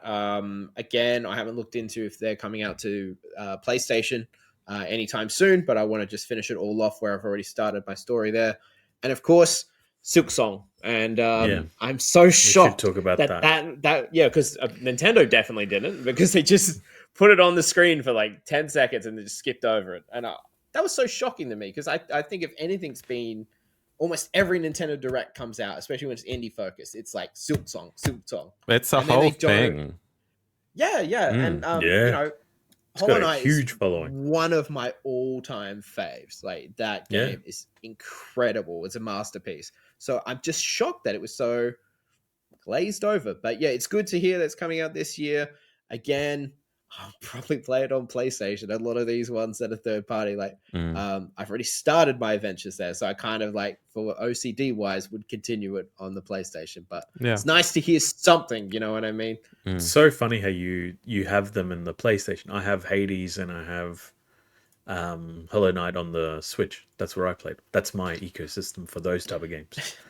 I have bought Hollow Knight, I think, 4 times. I bought it on the Switch first digitally, and then a physical came out. Then I bought that, and then it's coming to PlayStation. Then I bought that digitally, and then it came out in a physical form, and I bought that. Far out. Yeah, I'm a psycho.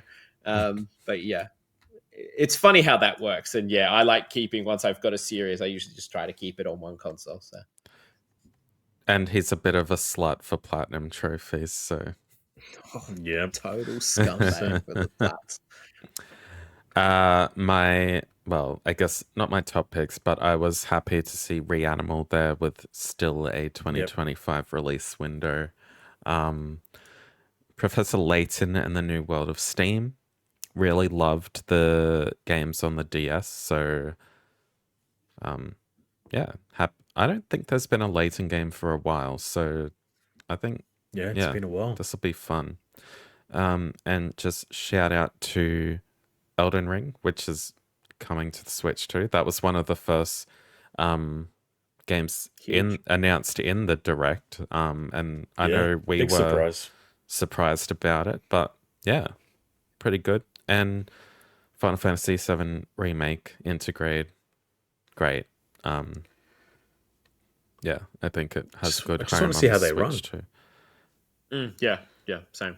I hope you see them too, Brad, when you go and test it out. I hope you see it. Well, I probably won't see Final Fantasy because it doesn't have.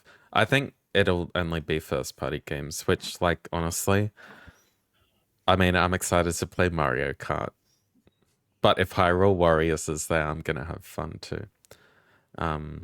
I don't think they'll have Final Fantasy somewhere. Just ask them. Ask them to just pop the cartridge. I'll be like, hey, it'll have Elden. Do you know who I am? Because Elden Ring's launch. No, it doesn't have a date. It just says this year. So, Game of the Year again. Probably. Probably deserves it too. No, I mean, we might touch on this maybe next week, but like the start of this year has had some really good games. So, yeah, that's, yeah. I think that's all in terms of the Switch too, unless any of you had any additional comments on the overall Direct or just the console in general. Yeah, just the messaging for me. I think what Jamie was saying was 100% right. I think the way that they're releasing information is frustrating, but I also think everyone needs to kind of temper their expectations a little bit. Everyone's hungry for this, so they're taking every single piece of like information and just expanding on it as much as they can. I hope in the next 2 months we get to see more. We will see more with the Direct on the Mario Kart. Yeah. Which I'm assuming we might all have a look at that. So, and then there's also Summer Games Fest. I think that comes before then or just then at Summer that time. Game Fest is usually like June, July. So Just after then. Might see some future news on or I some think stuff half 2 games we'll see. But no, overall, it was great to see it. Some good, some bad. Yeah, I was a little bit more negative on it when I saw it, but now that I've settled, I'm like, it is what it is at the end of the day, and you don't have to buy it if you don't want it. Yeah. I think I'm just excited that developers and publishers, I guess, won't have limitations on an 8-year-old console anymore. It'll be more not at the benchmark of the PS5 and Xbox, but like PS4 Pro level. Like it'll be, I think, I mean, to me, it looks like it runs a little better than PS4 Pro. Like if it was docked, at least. But yeah, I'm excited. I pre-ordered mine, so Berto, you have same. too. So, yeah, all happy in that regards, I guess. Jamie. Yeah, well, I'm the only one that's not pre-ordering it. If I had unlimited monies, I would grab it all, camera and all. But yeah, as it stands, like 2 cameras. I make it rain cameras. I'll buy you both a camera. Oh, Um, what was I saying? It's just so late in the night. Big Basically, yeah, 24 hours. I want it to do well. I want it to run well. I will probably just be a little bit tempered with things, and then I'm happy to jump in later and then have a lot more games to just play. I think we spoke on the lineup quickly last night. I think when you actually look at things, like there are a lot of big first party stuff that is just sprinkled along the way throughout the year.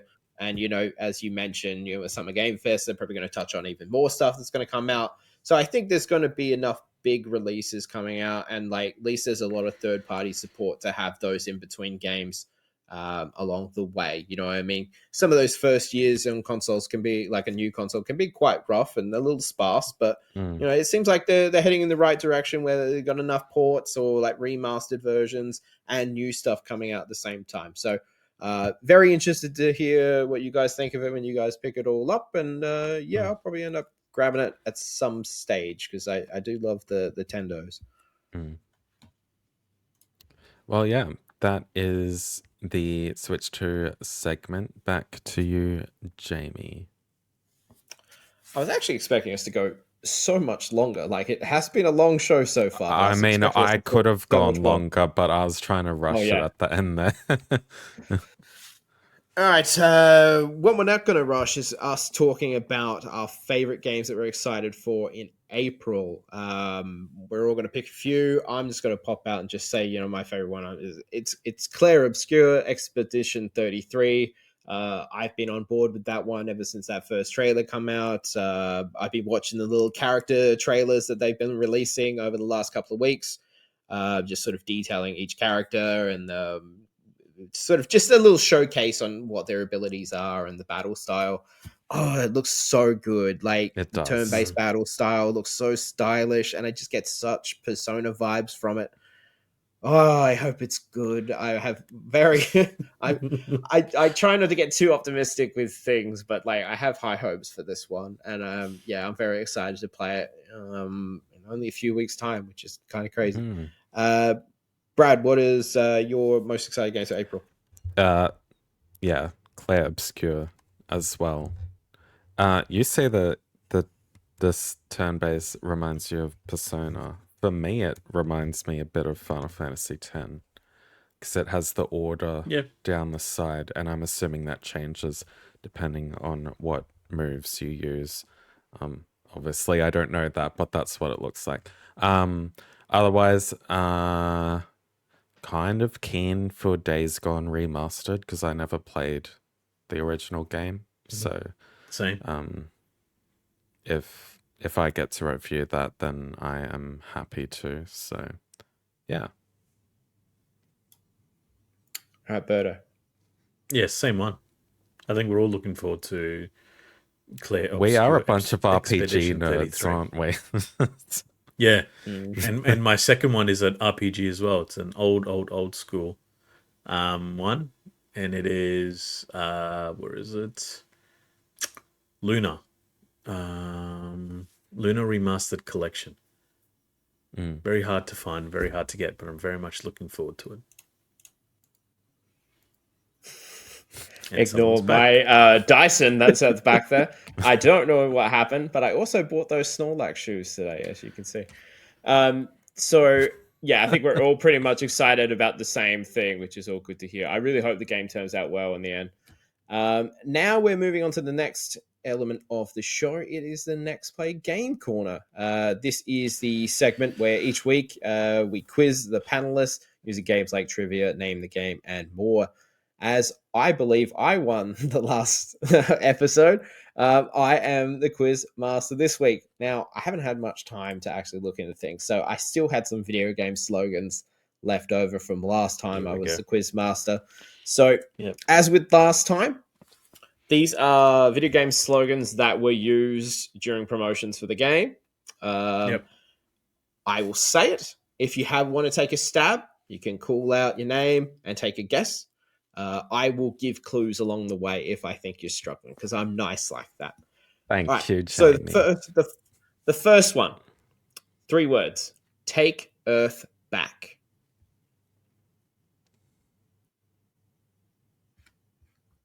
Better. All right. What do you think? Mass Effect 3.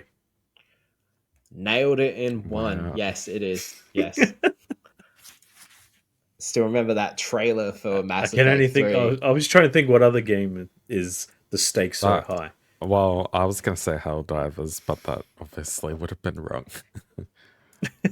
No, I had to give some Mass Effect love. All right, so Birdo's on 1. All right, Finally. Next slogan. The world doesn't need a hero. It needs a professional. Brad. No, Hitman. Absolution. not Hitman. Not Hitman at all. Okay. Birdo, do you want to take a stab? The world doesn't need a hero. It needs a professional. Is it a Deadpool game? No, it isn't. All right. We have spoken about this game quite a lot on this show. We have spoken about the developer a decent amount on the show this episode. We or you? All of us collectively discussed the developer. It originally launched on the PS4 generation, PS4, Xbox One. It's a well-known, well-beloved game. The world doesn't need a hero. It needs a professional. So you needed things done, right? Something was terrorizing you. Something was out there. Brad. Brad. The Witcher 3. It is. Oh, it is really? The Witcher 3 Really? That is such a weird slogan. Yeah. Well, I thought it was some sort of. I mean, I get Google it. told me it was the slogan, so we've gone with it. I never would have guessed that. We've tied this one. Now, the third and final one has a twist to it. You'll see when I say it, but listen to it closely before you decide to make a guess. All right, the third one is, it's dangerous to go alone, so don't.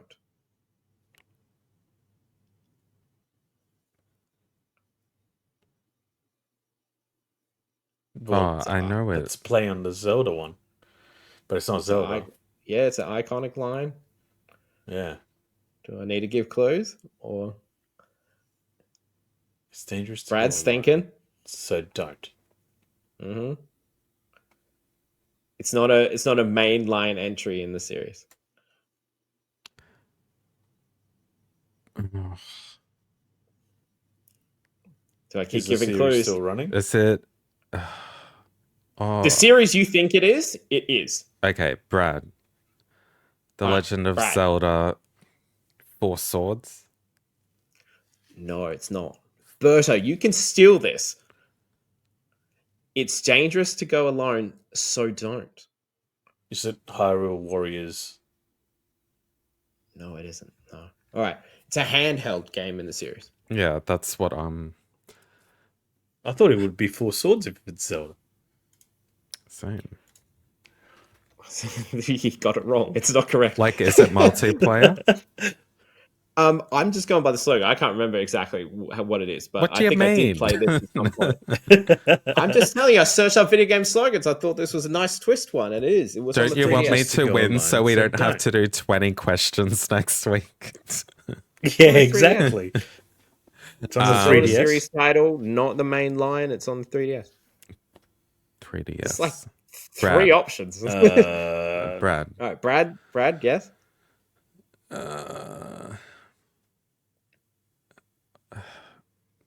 Zelda. Link's Awakening. That's a new one. I haven't heard that one. No, it's not that one. All right, Birdo, you Is take it Legend crack. of Zelda? Legend of Zelda. Oh man, what's the one where you go through the paintings? I know it. It's not A Link to the Past. Oh, then I don't. It isn't? No, it's not. There's only a Alright, few so it's- games on the Alright. 3DS. It is Yeah. the Legend of Zelda series. The Yes. subtitle only has 3 words. It is not a mainline title. I wouldn't consider it as such. It was on the 3DS. At this point, I'm going to give nobody a damn point. All right, do I give one of the words away? Is it the Cadence of Hyrule or whatever it's called? So, out of the 3 words, Heroes is in the title.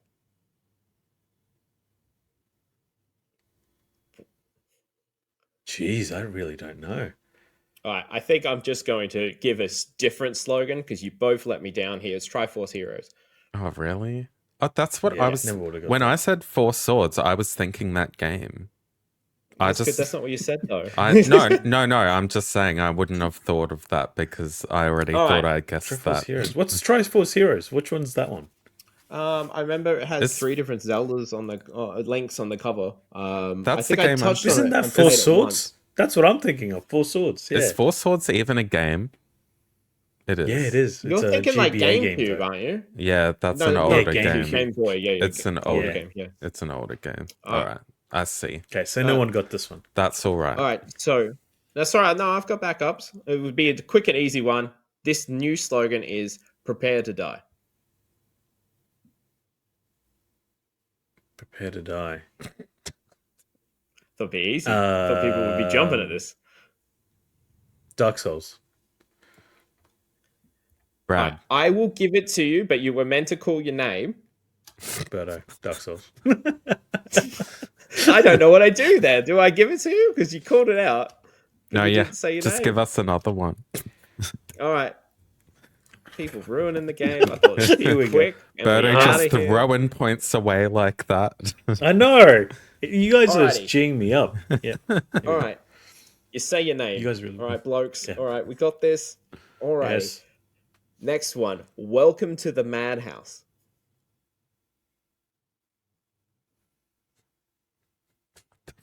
Birdo. Oh, yes. Go. Resident Evil 7. No. Oh, that was a good guess. It is a good guess, but Brad, you get one crack and then I'll give clues.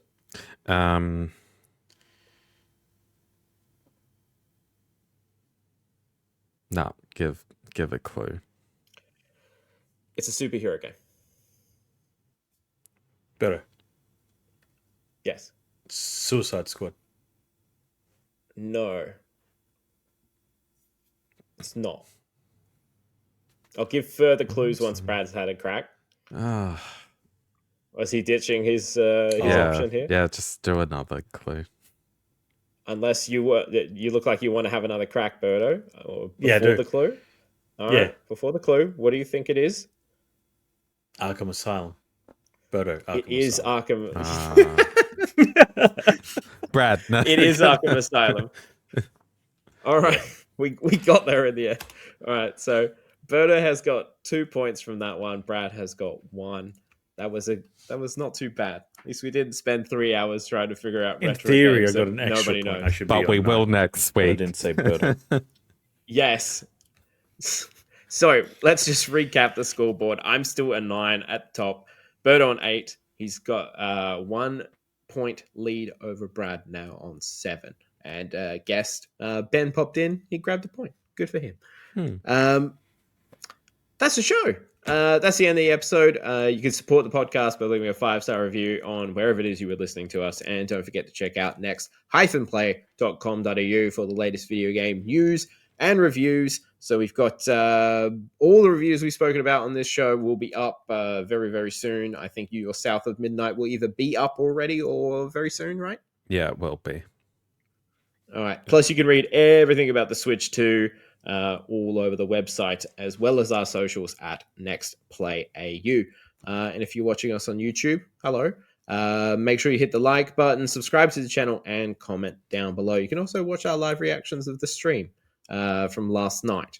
I have been your host, Jamie, and you could find me on Instagram, JamieX66, and joining me today has been Brad. You can follow me everywhere at Brad_EXP or on Blue Sky, Brad Goodwin. And Berto. You can find me on Instagram as pause_gamer. All right, everyone. Thank you very much for listening to us, and we will see you again next week.